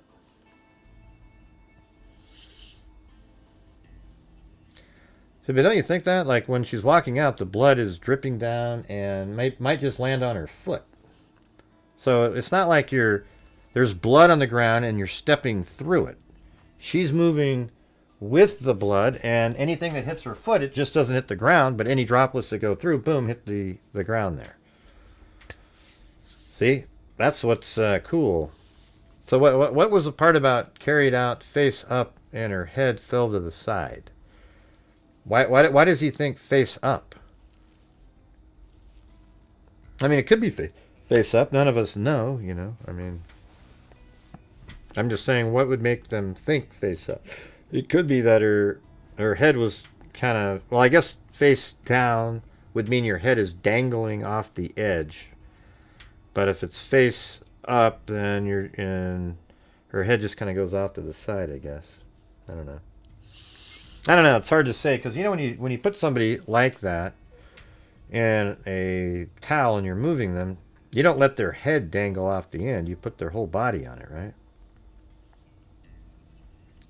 What do you think of that, Coco? Yeah.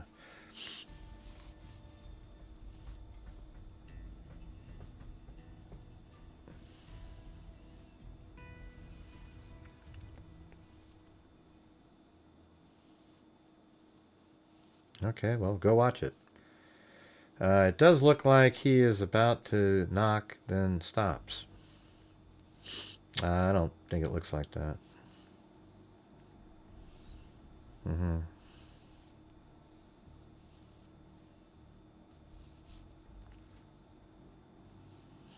Oh, what else was said that was interesting on there? I just don't know how you'd know somebody was face up or face down. Face up, if your head's not dangling, it would be protected on the left and right side. You'd be sort of in a little... I think... well, here's the thing. The stepping in blood would matter if... yeah, I mean, it's kind of weird. I mean, if somebody's carrying her, there's two of them, then the one in the back, you would think, would most likely step in something. But if you're off to the far sides, maybe not. And it could be that they kind of brought her out like at an angle and then turned her. And that's why there's like a void here. So the person walking kind of went around into the gravel and then came this way. And then the other one's on the left-hand side. And then this is just coming out here as they're going. So like, see how it sort of goes this way a little bit? So maybe they brought her out and then turned her, and then they start going down the middle, and it created this little blank area there. How about that?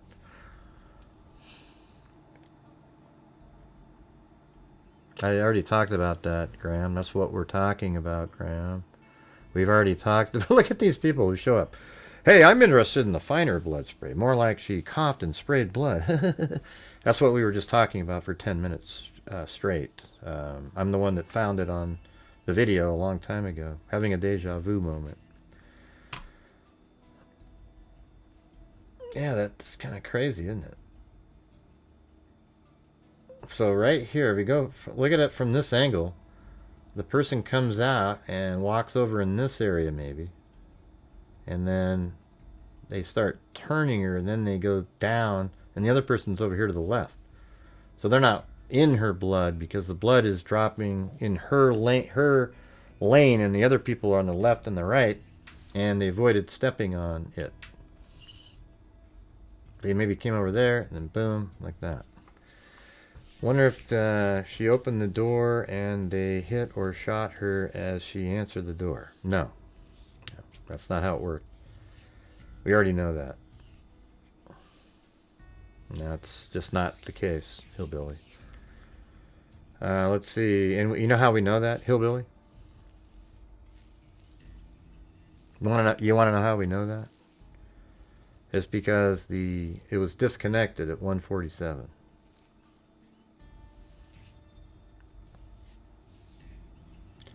Let's see. We got to see the babies today. They've been on here a lot, but hey, look at them. They're chewing. See, they always get these little chew toys from her. I'm not the one that gets to hand them, so they think of her as positive. With me, I pet them and stuff, but they're like, "Where's my food, though? She's always giving us food."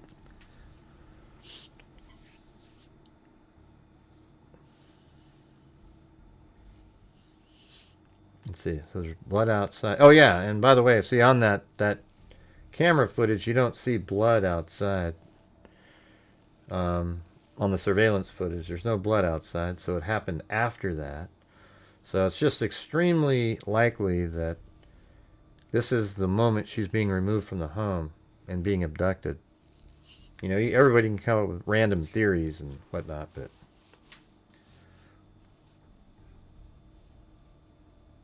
Right, right. Well, there you go. See, I agree with that agent.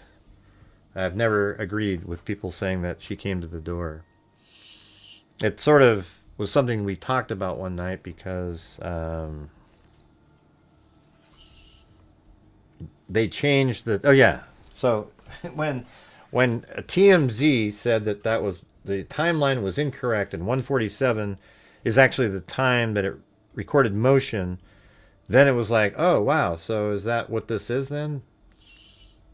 She's coming out. This is when they're coming out. So we talked about that possibility. But I don't think TMZ has anything. They have very little correct in the case. Well, you agree with me then, right, Terry? Because that's what I've been saying the whole time. What happened to Banfield's source she always mentioned? I mean, I'm sure she still has the source. They just don't, you know, maybe they don't want to talk anymore.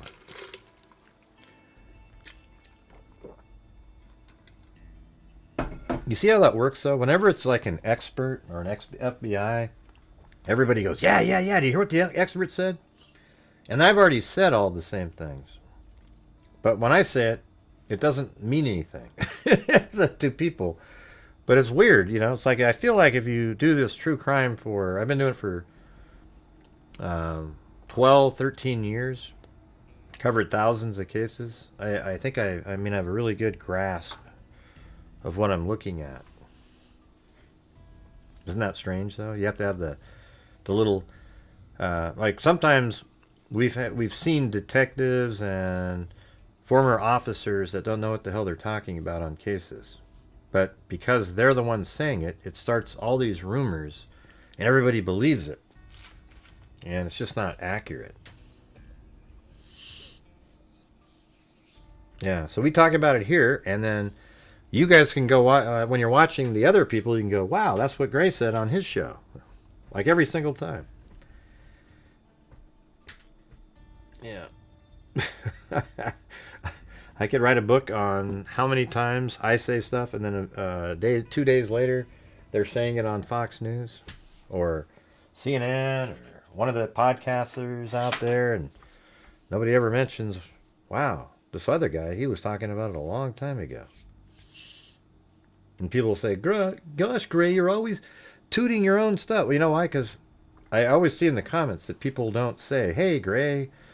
You know, they're acting like it's new information when they hear it from somewhere. So I always feel like, man, didn't you hear it here? That's what we were talking about. Right. Isn't that wild? Yeah. it's almost mind-boggling.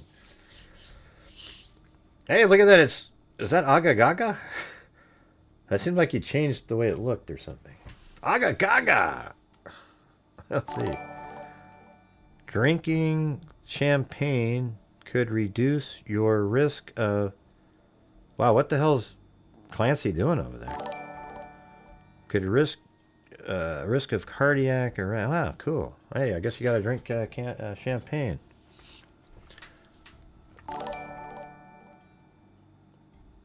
At what point do you make clear what is true crime? I'm not sure what you're talking about. I'm not sure what your question is. That's all we do here. We do true crime on this channel.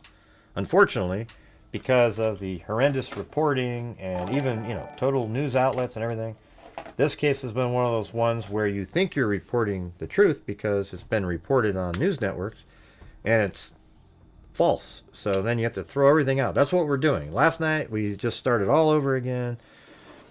And today we're putting together all the facts that we know of, and there's still more to go here. So,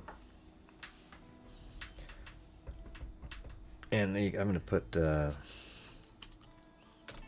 pacemaker still connected to phone.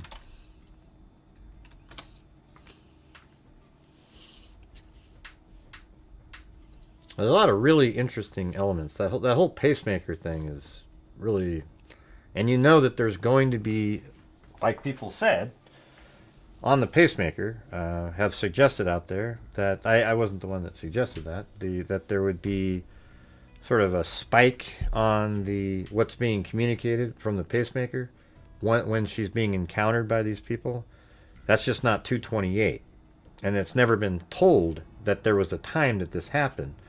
People just assumed that that's what the 228 was. I mean, it's just amazing that they would make that correlation.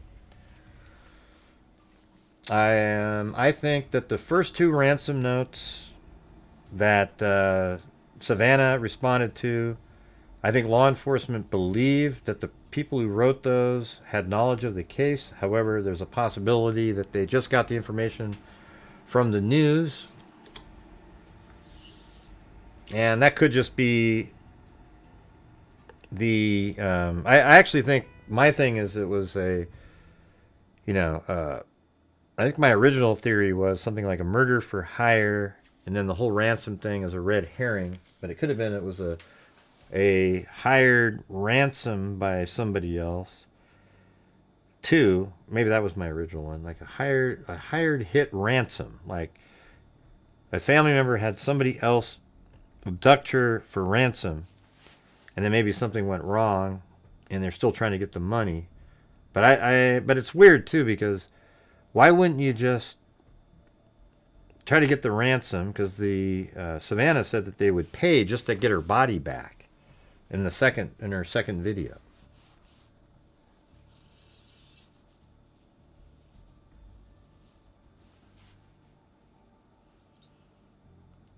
So I don't buy.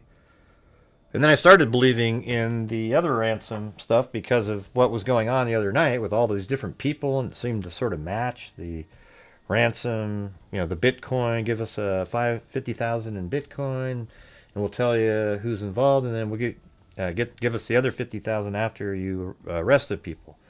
That almost seemed kind of legit because of what was going on, but it's just absolutely garbage. And also, it doesn't make a lot of sense to send TMZ everything. These are people that just want to see, oh man, they're sitting around drinking a beer. It's kind of like the trolls, the trolls that show up in here, and they just absolutely come in here and try to disrupt the channel.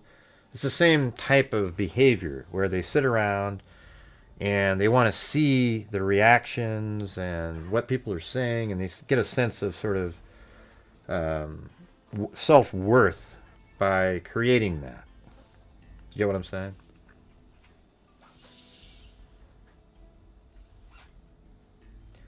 Yeah, so we've got, then it's 228, and then I think the next time frame that they have is,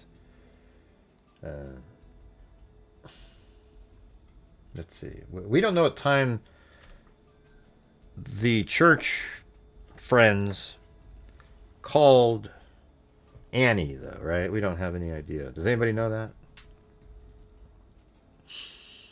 Yeah, well, one of the first set of TMZ messages, though, the other news outlets got the same thing. They just didn't report it. Those are the ones that law enforcement seemed to think had information that only the killer would know, like where the watch was sitting and the floodlights.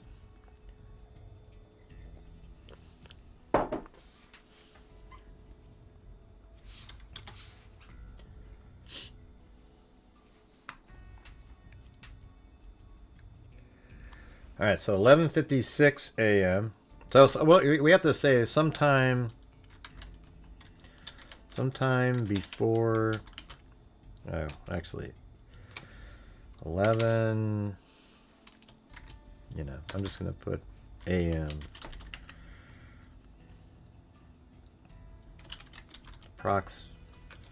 Approximate time. Nancy didn't show up to a friend's house to watch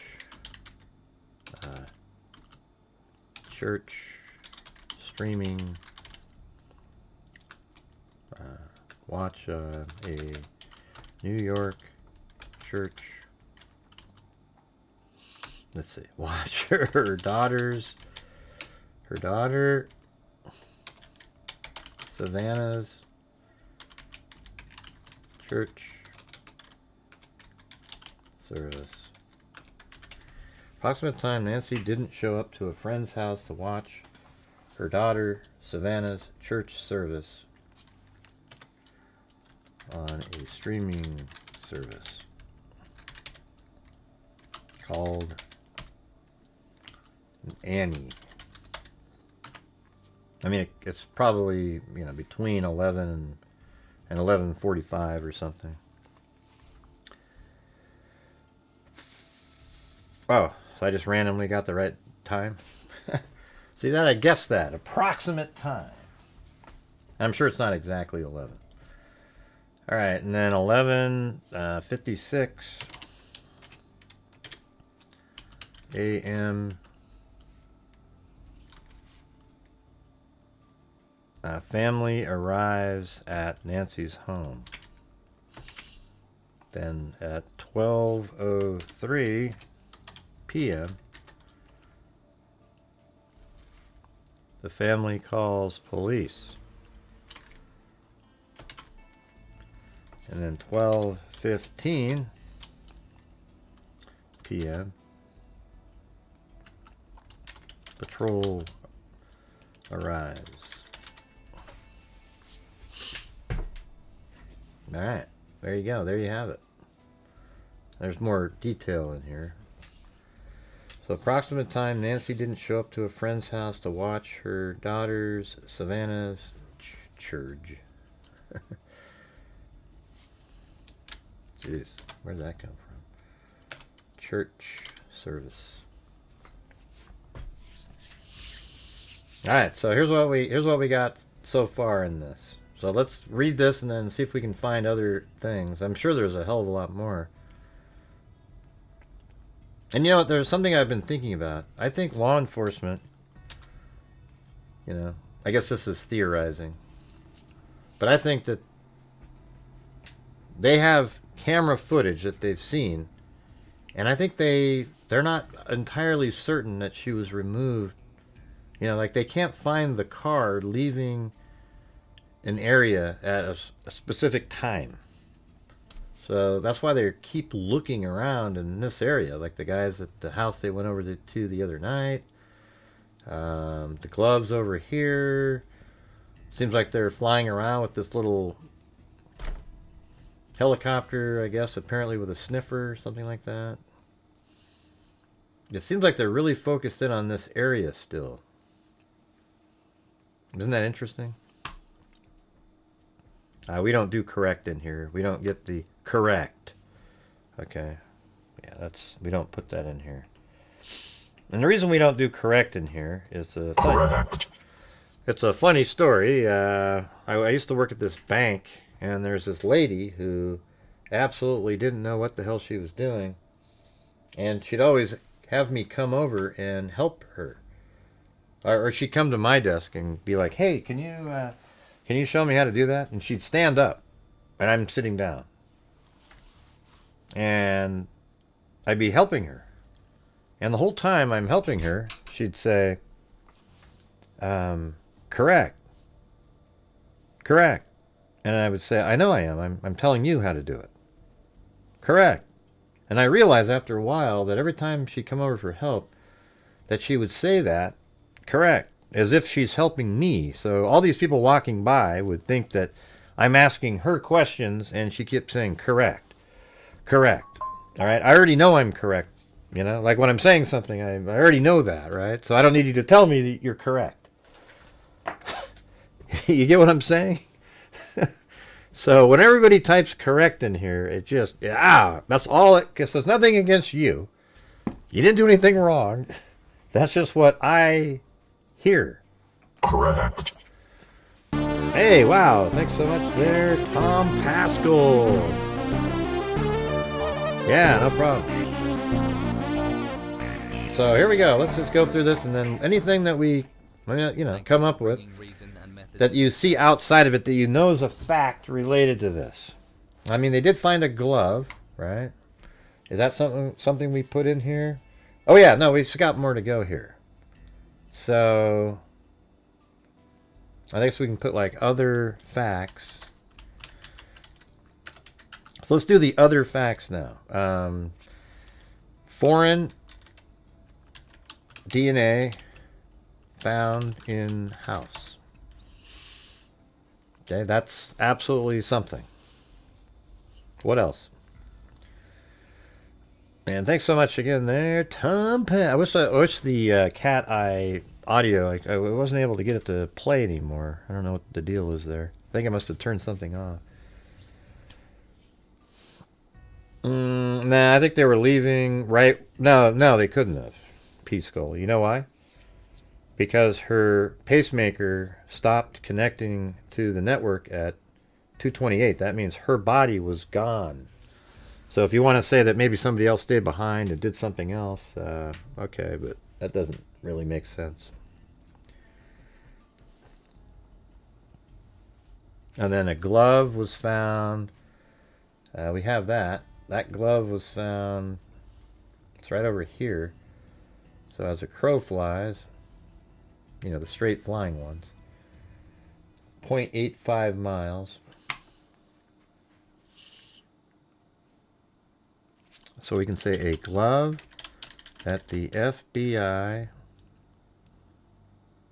says matches the type the balaclava wearing man had, was found 0.85 miles from the house.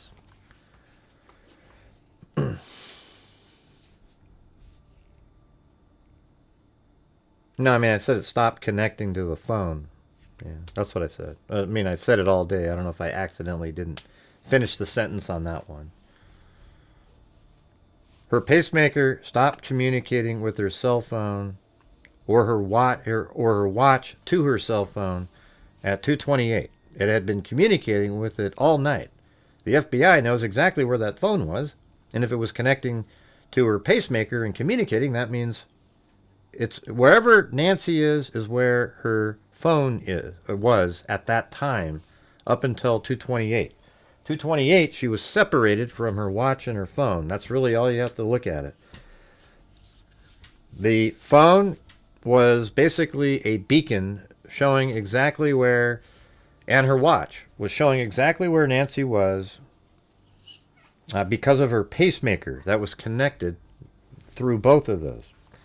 Then as soon as she's removed from the home and her pacemaker stopped communicating, that's the exact moment in time where she's too far away from her phone or watch to communicate with her phone, and therefore she's been abducted at that time.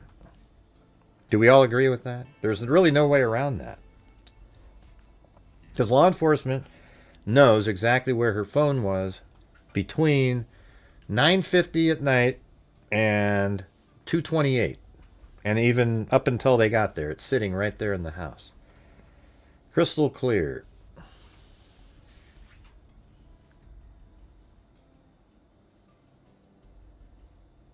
You just joined? Okay, all right. Have they checked the? Yeah, they looked all over the streets over there.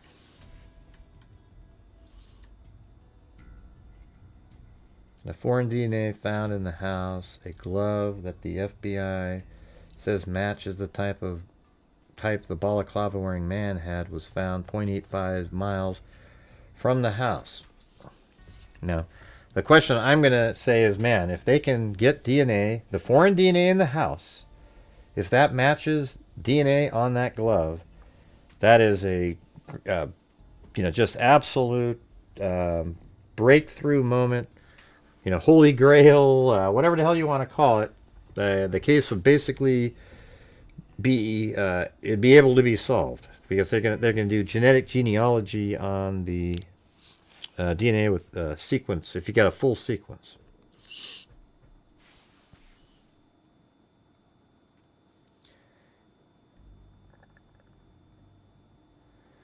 Yeah. Hey, P. Soli, I'm about ready to remove you, man. You're not interesting. You say really kind of weird stuff. Can you start trying to be normal?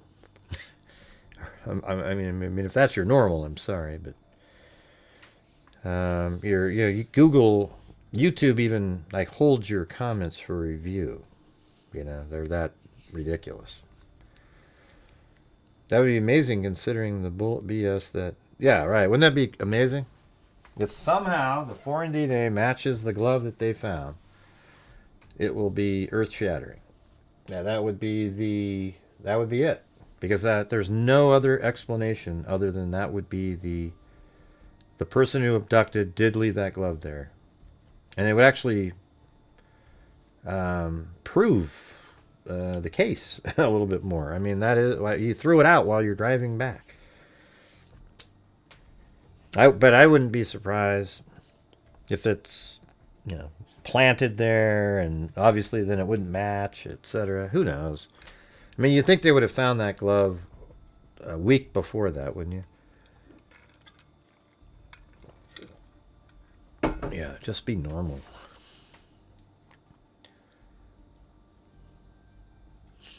Well, we don't know, but here's the thing is, if you're at this house and you had a route memorized, I think where that glove is found is really interesting.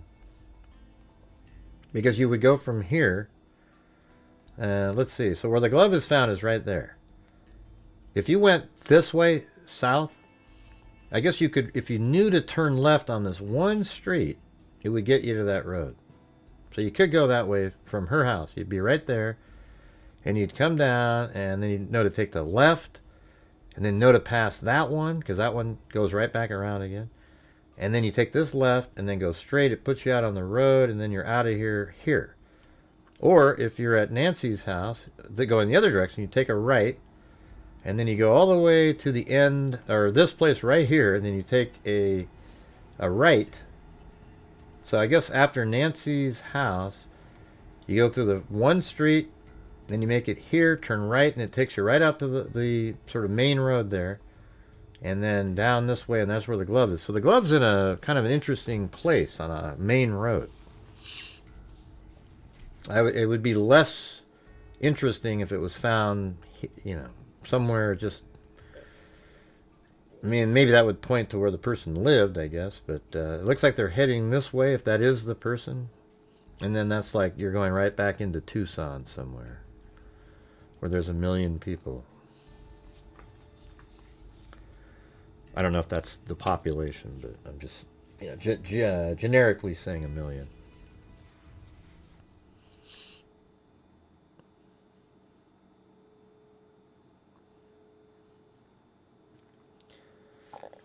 Yeah. So what other facts can we put in there? What are some random facts?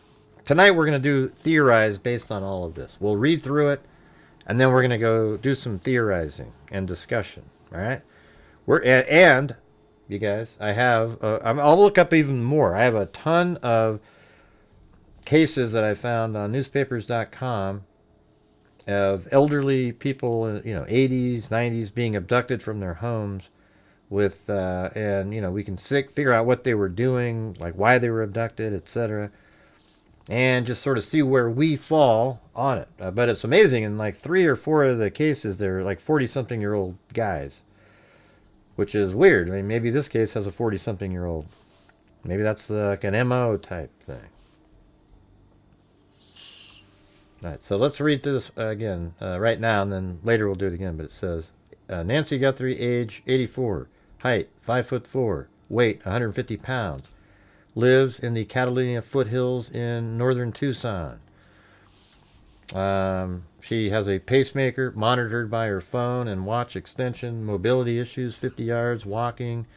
Would be tough, mentally sharp, blood thinners. And then her family, she has Annie Guthrie, who's a poet, artist, writer. Savannah Guthrie, famous Today Show host. Cameron Guthrie, colonel, pilot, Air Force. I think he might be retired, but... And then Catalina foothills have a population of 52,000 people. They have the dark skies policy, no street lights and little ambient light. Open spaces, secluded feeling. It's 3.8 to 4.8 mile drive to Annie's house. Surveillance would be needed to see, my thing is I wrote this down as a fact because I think it is a absolute fact in this case that whoever went to this house surveilled the area. I said this. This is a huge point in the case. I don't know if you guys remember, but when I went to Idaho, went to Moscow, and I drove around behind the house, back in those areas. I don't even know if we can zip over there, if it's open or not. Let's see.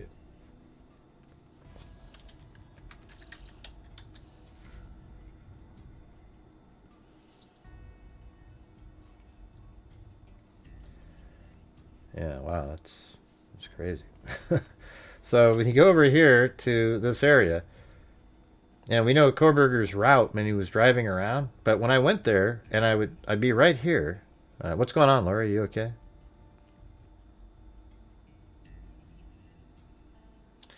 Yeah, so you're right over here.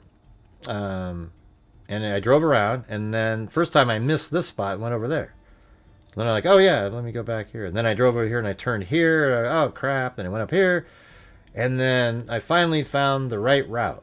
Then I drove around. Then the second time around, I was still a little bit confused. And I think I went this way, came here, and then went back up like this. Then the third time, I got it dialed in. You know, I was driving around. I could do this whole loop every single time after that, right?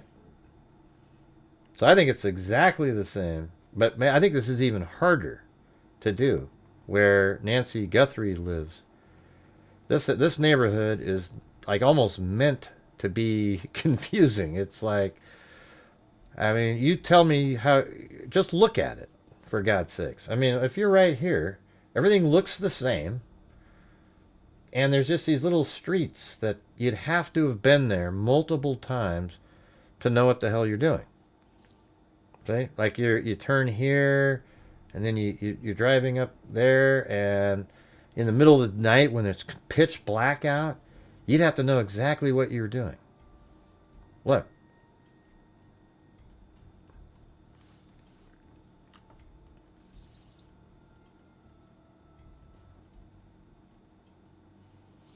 It's just, I think you have to have been there multiple times and get in and out. Drive by, figured out how to get in and out, because it's way too confusing in here. Do you guys agree with that? I don't think you could just show up one night. And the reason I say that is because you cannot have your GPS on your phone. Well, no, of course not. I've been saying that. I mean, it's obvious, right? He doesn't have his phone on, or they'd know he was there. If you had a GPS, you know, your phone on, or maps or whatever, it would connect. There's just no way. You have to have been there multiple times. It's just, I mean, from here, after you've been there a few times, you might go, okay, go through the first intersection, and then the next intersection, take a right, go through another intersection, and it takes you right to the road. So that would be something you would have figured out after driving there multiple times. All right, so I have that in there as a fact. And then Nancy's properties is at 5820 North Camino Escalante, Tucson, Arizona. The size of it's 3,114 square feet. It has 2 bathrooms, unknown number of bedrooms. It's worth over $1 million. The cameras are at the guest house, pool house, and that we're aware of. There's one on the yard side of the roof, and then one facing the garage and driveway on that same building. Then there's one on the house at the front doorbell on the side of the door. It's obstructed view of the street. Then there's a swimming pool, a yard patio, a front walkway, 1-foot tiles leading to a gravel path with 2 stairs to the driveway. 2 steps is probably what I should say. 2-step with 2-step stairs. Something like that.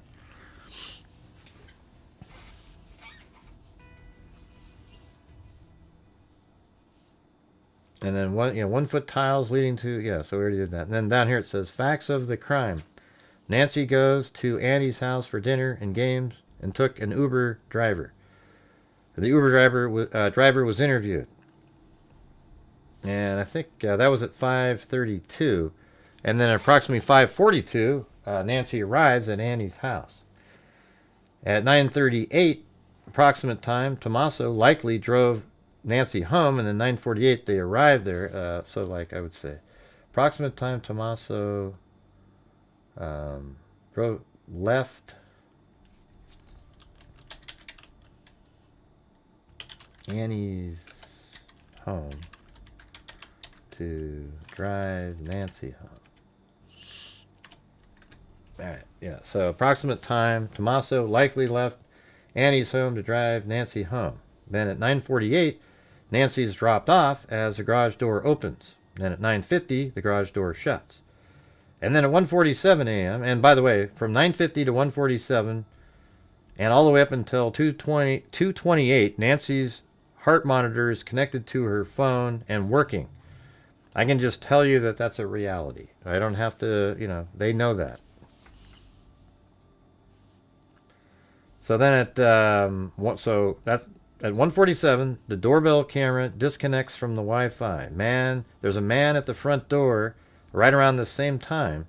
He's 5'9" to 5'10", medium build, balaclava with eyes and mouth openings, mustache visible, full 25-liter Ozark Trail hiker pack, fleece top, pants, shoes, gun and front holster, some sort of latex rubber glove, black. Then at 2:12, motion is detected on outdoor camera but not stored because of prescription issues. Subscription is what I should have said. Prescription. Jesus. Hey, same thing. Same thing.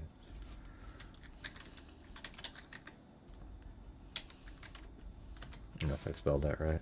Possibly one on yard side of pool house. So it says there's motion is detected, and I think it's possibly the one on the side of the pool house or possibly on the driveway side of the pool house, and that's because the sheriff said an animal, well, maybe an animal set it off. Well, what kind of animal would set off one inside a house? All right, so I think that camera that detected that motion at 2:12 was outside, so it's one of those two. Then 2:13, Nancy, I'm just throwing this in there, it's not a documented fact, but it is a fact. At 2:13, Nancy's alive in the house, pacemaker still connected to the phone. Then at 2:28, Nancy is alive and being removed from the house per pacemaker. Her pacemaker stops communicating with the phone, and there is expirated blood on the tile outside. The front door indicating, or outside the front door indicating she was still alive as she was being removed. Nancy is still when, let me put the comma. Nancy, I'll put stationary. It's stationary when she coughs, as there are circular blood droplets around the expirated blood. Approximate time Nancy didn't show up, 11 in the morning is the approximate time that Nancy did not show up to friend's house to watch her daughter Savannah's church service on a streaming service called Service. And then, let's see, approximate time Nancy didn't show up to find, oh, that's this thing at the end. That doesn't work. Yeah, let's see. So what did I say? Approximate time Nancy didn't show up to a friend's house to watch her daughter Savannah's church service on streaming service. A call was made to Annie to inform her that Nancy didn't show up. All right, then the family arrives at Nancy's home at 11:56. 12:03, family calls police. 12:15, patrol arrives. And we know that foreign DNA was found in the house. Oh, yeah, and then there's forced entry, right? Forced entry seemed to be something that was absolutely a fact early on, but it's been backtracked on. It doesn't work, by the way. Well, we still, look at, you can have somebody come out and tell you every fact of a case inside the house, and it's all out there, and then a day later you retract everything. Well, Now everybody knows, and nobody's fooled when you say, well, yeah, we can't verify that. No, you did, and then you went backwards. So now, whatever you put out there, the killer knows. Or abductor. So I think it was forced entry, and back door was wide open, right? Haven't we heard that? Is that a fact? That the back door was wide open and it was forced entry? What do you guys think? Come on, you guys. Let's go.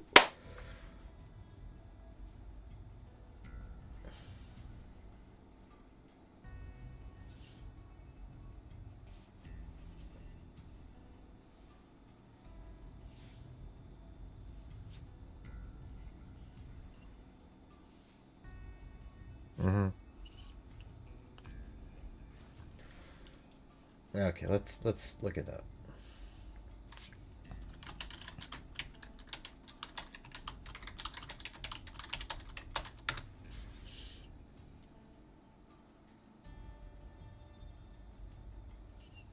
Okay, so what's going on here? Hold on. Are we already getting misinformation? Oh, God. It says DNA recovered from glove appears to be linked to suspect in Nancy Guthrie's disappearance. Where do they say that? Okay, maybe this is better. Let's see. I was hoping this might be what I was saying. This just came out. DNA recovered from a glove appears to be linked to suspect. Man, if that's so, does that match then the foreign DNA? The FBI says, but who knows? You know, these AP put out something that sounded like that, but it wasn't. So are these people misinterpreting what the AP put out? I have no faith anymore in any of these guys. This is the Tucson, Arizona, KY3. TMZ saying what? The FBI... Hey, look at it right there. Gray news. Ha! Hey, this gotta be true. Man, what the hell's going on with that? I don't know if you can see that, but in this really small writing it says gray news.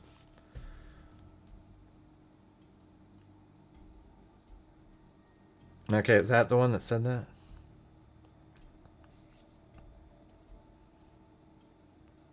Man, you guys just sit there and watch Manfield 24/7, man. That's crazy. Yeah, she's the only one that said that? Okay. Well, if her source said it, it's probably pretty accurate. I mean, why would you make up something randomly like that?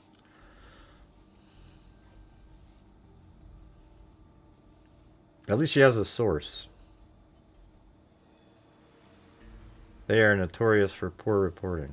So when you set up there, Lady Jane, what is TMZ saying? Let's read this and just see what it's saying. The FBI says a glove containing DNA near Nancy Guthrie's home Oh, see, there you go. Now we're back to that again. See, hold on. It is bad reporting. See this right here? DNA recovered from glove appears to be linked to suspect. Right here. The FBI says a glove that contains DNA near Nancy Guthrie's home appears to match, meaning the glove matches those worn by the suspect. See, that's right. That's how AP reported it. This title is totally bogus. The only link would be that it looks the same. But see how they word it? Ah, jeez, man, I'm getting so tired of this stuff. Yeah, you did tell me, man. You did tell me. Oh boy. Let's see if we can get 6 more memberships. We'll have reached a goal on this show. So if you guys are all together out there, have the ability to do that, I try to reach goals on every show that I do, because this show's we're getting close to 2.5 hours. So if you guys can do 6 channel memberships as a group, that'll get us there to just like the minimum goal level. That way the show later we can try to get to a place where we're actually progressing.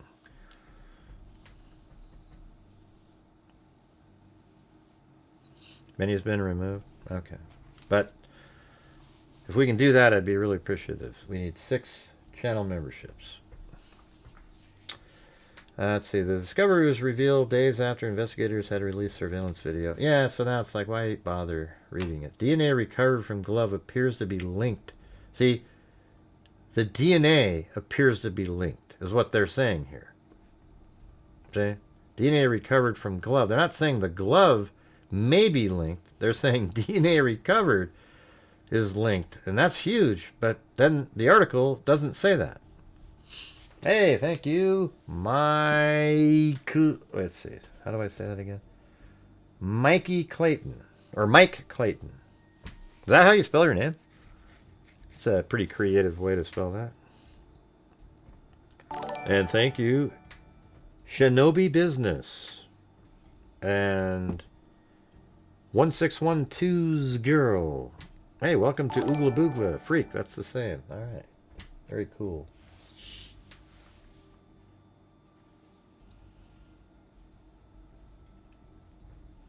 Yeah, Shinobi Business is very generous. Thank you. All of you guys. Everybody that's helping support, you know. You know, some people, you know, like if somebody sends in 5, that might be equivalent to somebody who sends in 100, you know, in their world. You know what I'm saying? So I guess we just need 3 more, you guys. Oh, look at that. There's one from Ash Blonde. That counts too. It's an Oogla Boogla. Those are the same dollar figure as the gifted memberships. And as a matter of fact, when you guys gift memberships, they all get given the Oogla Boogla Freak level.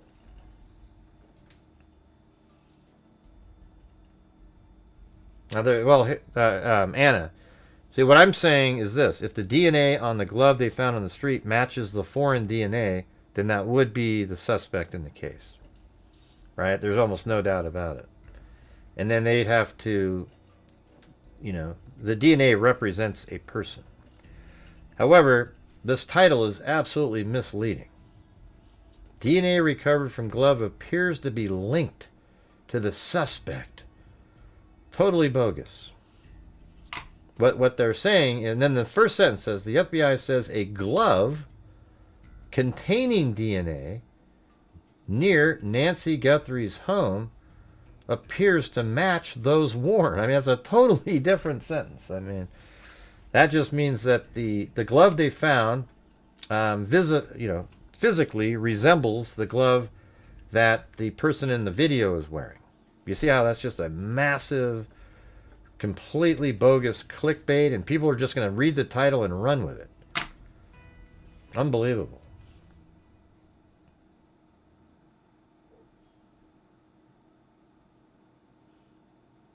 All right, so what are any last facts in here? We need 2 more of those, though, you guys, to reach the minimum goal level on a any stream. Yeah, but you know I mean, but it seems like they actually, you know what, Coco? I think they understood it. That's why the title. They just wanted people to click on it, and then in the article, it actually says exactly what the AP said. So that's like an intentional deal. Hey, look at that. Tracy Von Bratt. We can count that one. Very cool. Hey, thank you. I don't know if it added it, though. Did it add it?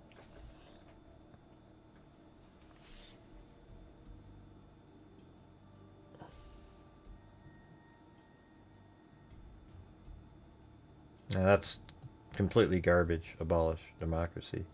Your comment. It's just totally bogus.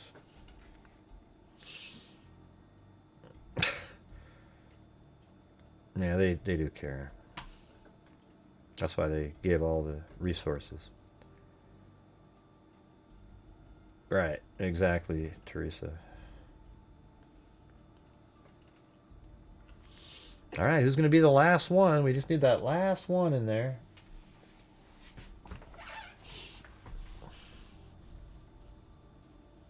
It's not abolish democracy.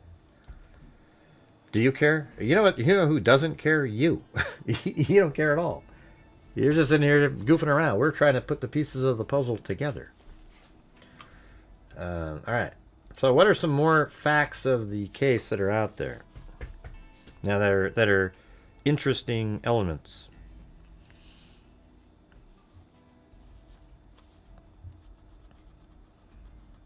You know, very few home security systems film streets. That's for sure.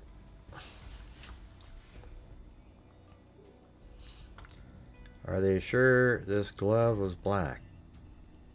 Yeah. So you guys gonna come back later and watch the where we start really theorizing, and we'll go over some of these other cases, maybe look up some more of these elderly people being abducted from their homes. I think it should be interesting.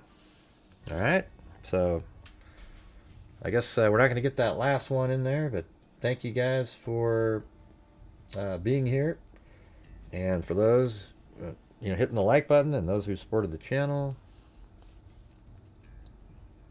If you guys think of any more factual elements, go ahead and send me an email, and I'll add it to it. These are the ones that we're sort of aware of out there. I mean, it's factual that law enforcement's been searched a lot of times over at Annie's area, right? Going in their house, taking photos. But let's just sort of focus in on... I almost want to sort of avoid including them, or somehow. It's hard not to, but... Hey, thanks again, Elizabeth Capone! And thanks to Baby Coco Live, and Baby Coco Live, and then M. Morgan, and then guess what? We have a Coco Love right after that. It's crazy.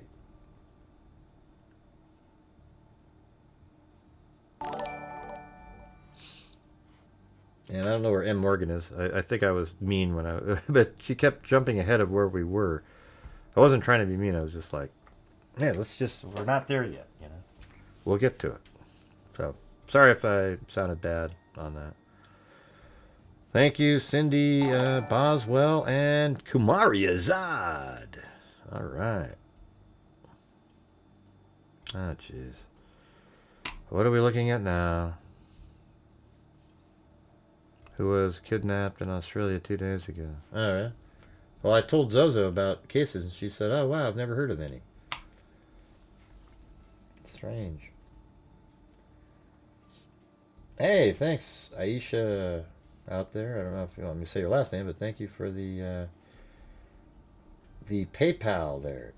I hadn't even seen that.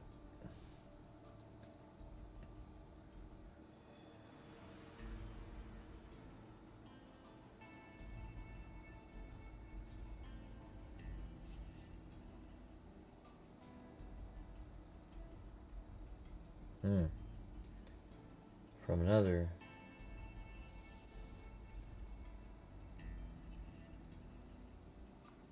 Okay. Hold on.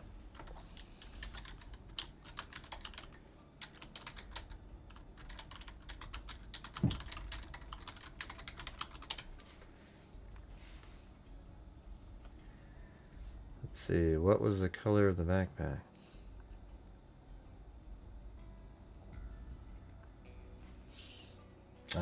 They said it was black, but it has a little shine to it, so it doesn't look quite like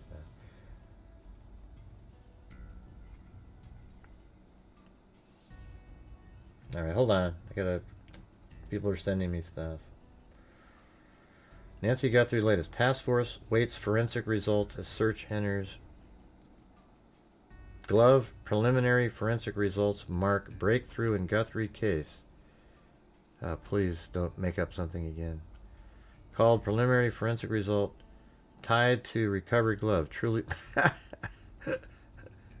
That's not what they're saying. Come on, I hope you guys aren't doing it again. I hope you're right. I hope this is Darren Porcher called preliminary forensic results tied to a recovered glove truly breakthrough in the Nancy Guthrie case, saying the DNA profile could move the investigation forward. It's truly a breakthrough in the case. The DNA will go into CODIS database, and I'm hoping a match. Okay, so if it does have it, match will occur. Yeah, I mean, if there's DNA on the glove found on the street, you could. But who's saying it matches the one in the foreign DNA in the house? The FBI received preliminary results Saturday and is waiting quality control and official confirmation before entering the unknown male profile into CODIS. The spokesperson said the... man, I don't know what these guys... See, I think there's still people operating under the illusion that they found a glove in the house that had DNA on it. Yeah, so I will have to wait and see. We'll have to wait and see what we come up with there.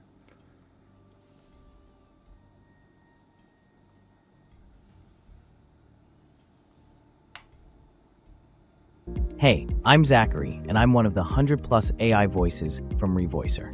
You listen to this video.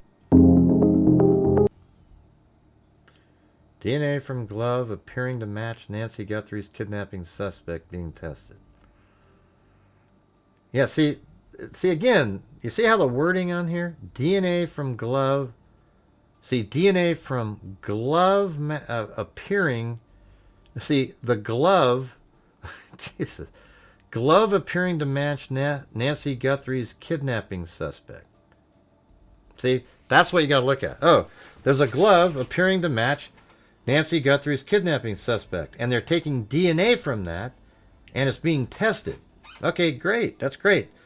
But the way they're wording this is they're trying to... It's really clickbaity. You guys see what I'm saying? It's like DNA from glove appearing... appearing to match Nancy, so you're like, oh, the DNA is matching Nancy Guthrie's kidnapping suspect? Oh my god, oh. Why don't you just say it like this? The FBI has determined that the glove found on the street matches the look of the glove that the kidnapper was, and they found DNA in that glove, and they're going to test it and see what where it leads them. It's just... Oh man, this is crazy. Every single outlet, man, it's all about the thumbnail and clickbaity. It's crazy. I gotta get better at that, man. Case solved! And then in really small text, if they had the DNA of the suspect.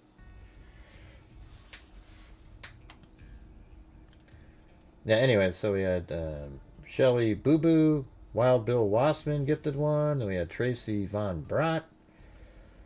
Von Dazen. Then Tracy Brott. Mike Clayton. Elizabeth Capone. Then Phyllis Watson gifted 5. Then we had Shaboni Business. Or Shinobi. It's so hard for me to say that one. Shinobi Business. Shaboni Business.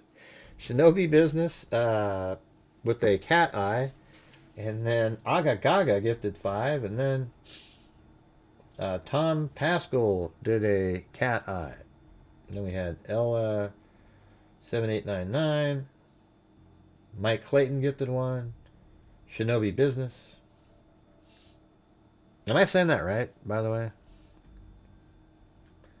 And then 1612's Girl, Ash Blonde, Tracy Von Brott, and Elizabeth Capone Cook, then Cindy Boswell, and Kumari Azad. Yeah. Hey, how do I say it? Can you give me a phonetic pronunciation of that? Am I saying it right when I say Shinobi Business? Or is it like Shinobi Business? Or is it some sort of a phonetic trick? Okay. It was a goofy theory. What was?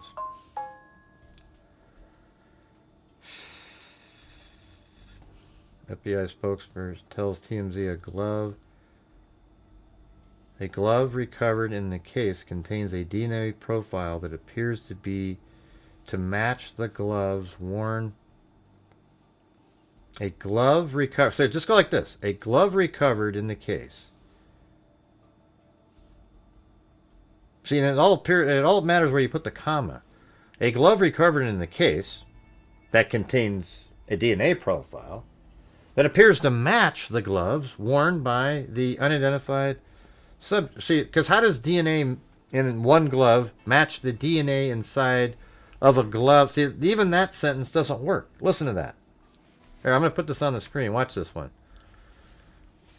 An FBI spokesperson tells TMZ a glove recovered in the case, meaning the one on the street, contains a DNA profile that appears to match the gloves worn by the unidentified subject. Okay, a glove recovered in the case contains a DNA profile, period. This glove appears to match the gloves worn by the unidentified subject. See, that's how that would, that's the way it's supposed to be is, an FBI spokesperson tells TMZ a glove recovered in the case contains a DNA profile, period. Those gloves appear to match the gloves worn by the unidentified subject on the security camera. What in the hell are these people doing over here? This is ridiculous. Are they doing this intentionally? And I'm not saying it isn't what, but it's so contradictory to itself. How it, like, for example, if you were to read this sentence and go, oh my God, listen. A glove recovered in the scene contains DNA profile that appears to match the gloves worn by the unidentified subject. Except how in the hell would you have got the DNA from the unidentified subject since you haven't even caught him yet? Wow. Let's see. An FBI spokesperson tells TMZ a glove recovered in the case contains a DNA profile. A glove recovered. See, what it should be is a glove recovered, comma, in the case contains a DNA profile, comma, that appears to match the gloves worn by, maybe something like that. I don't know. It's just, oh man, how do you not frustrated with this stuff?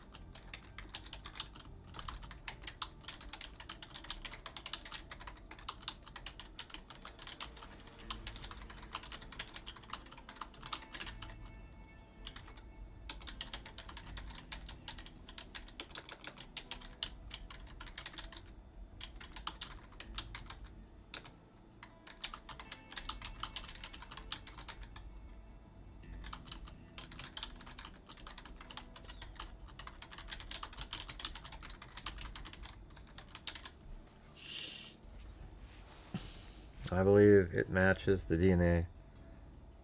No. It could. I hope so. That suspect they detained? No way. Jeez. Let's see. I thought they said it matched the DNA profile the DNA found inside Nancy's home. No, they didn't say that. They didn't say that at all. They're trying to allude to that. What I'm telling people is, if the DNA in the glove they found on the street matches the foreign DNA they found inside the house, this case will be solved at some point, without a doubt. But that's not what they're saying. Really what they're saying is, hey, the FBI has determined the glove that was found out on the street matches the look of the glove that the guy on the surveillance footage at the front door is wearing. And fortunately, there's actually a DNA profile that they've recovered from the glove they found on the street, and perhaps that'll be a lead in the case that leads to the killer. Although, to be fair, there's other people that wear gloves just like that. But that's not what you say. You got to say it like, oh my God, a glove containing DNA matches the suspect in the case. Just the same crap over and over and over again. Yeah, foreign DNA was found in the house. If that DNA matches DNA in the glove, then it's a huge clue in the case, and you could likely then assume that that is the glove of the person at the front door, and then you have the suspect's DNA in the case. Just finding a glove on the street and getting their DNA from it wouldn't do that. But the fact that the DNA, if it's on the glove, is the same DNA in the house, then that's very likely that the glove found on the street came from the individual that was in the house. Obviously, because it's the same DNA, and then that'd be huge. That's what I'm trying to say, but that's not what they're saying here. It's just these really cleverly worded titles that are intentionally written in a way to trick people. It's amazing.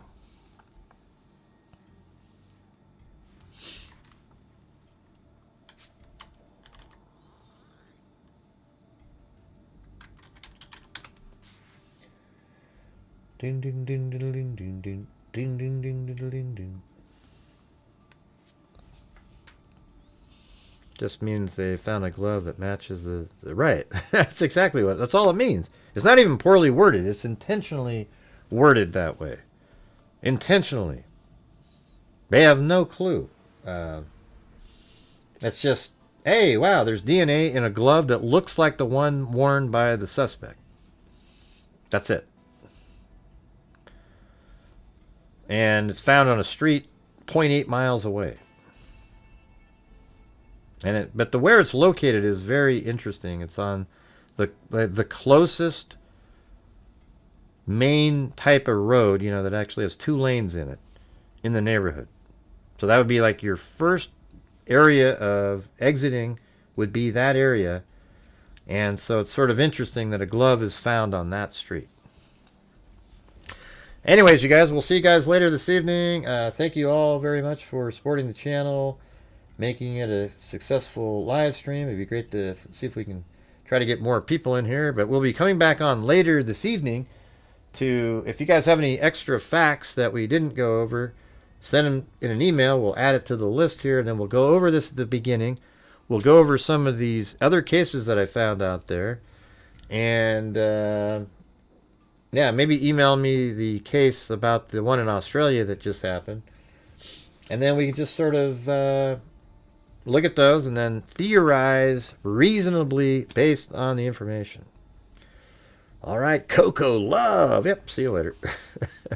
Anyways, oh my, why do we just have to bring up these other people?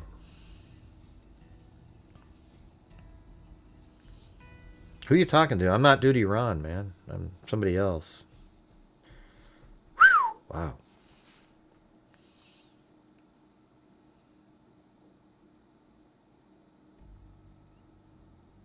What? Jesus, are you like crazy, Kelly? I agree with you in thinking they are not telling the entire story at all. I'm not sure who you're referring to, but thanks everybody. See you guys later. And as I always say, until next time, be safe out there. Yeah, I've been doing this true crime thing for quite a while now. And during this whole time, I have not seen one person that is a crime dissector, the rejector. I'm a certified human lie detector. Gonna get ya on a stretcher if you try and play me like an old projector. Crime sector is my nectar. Professor Greg is gonna give another lecture. Crime collector, freak connector, and I'm always gonna be a pup protector. Fool deflector, interceptor, and I'm meaner than a spectre with a vector on his Remember, I've a temper fucking check ya. I have no agenda, I'm no pretender, and I'll serve it to you straight without the blender. And in the end, I'm gonna send ya on a mission to reveal the true offender. Yeah, so I'll just get right back to work. All right, everybody? Talk to you later.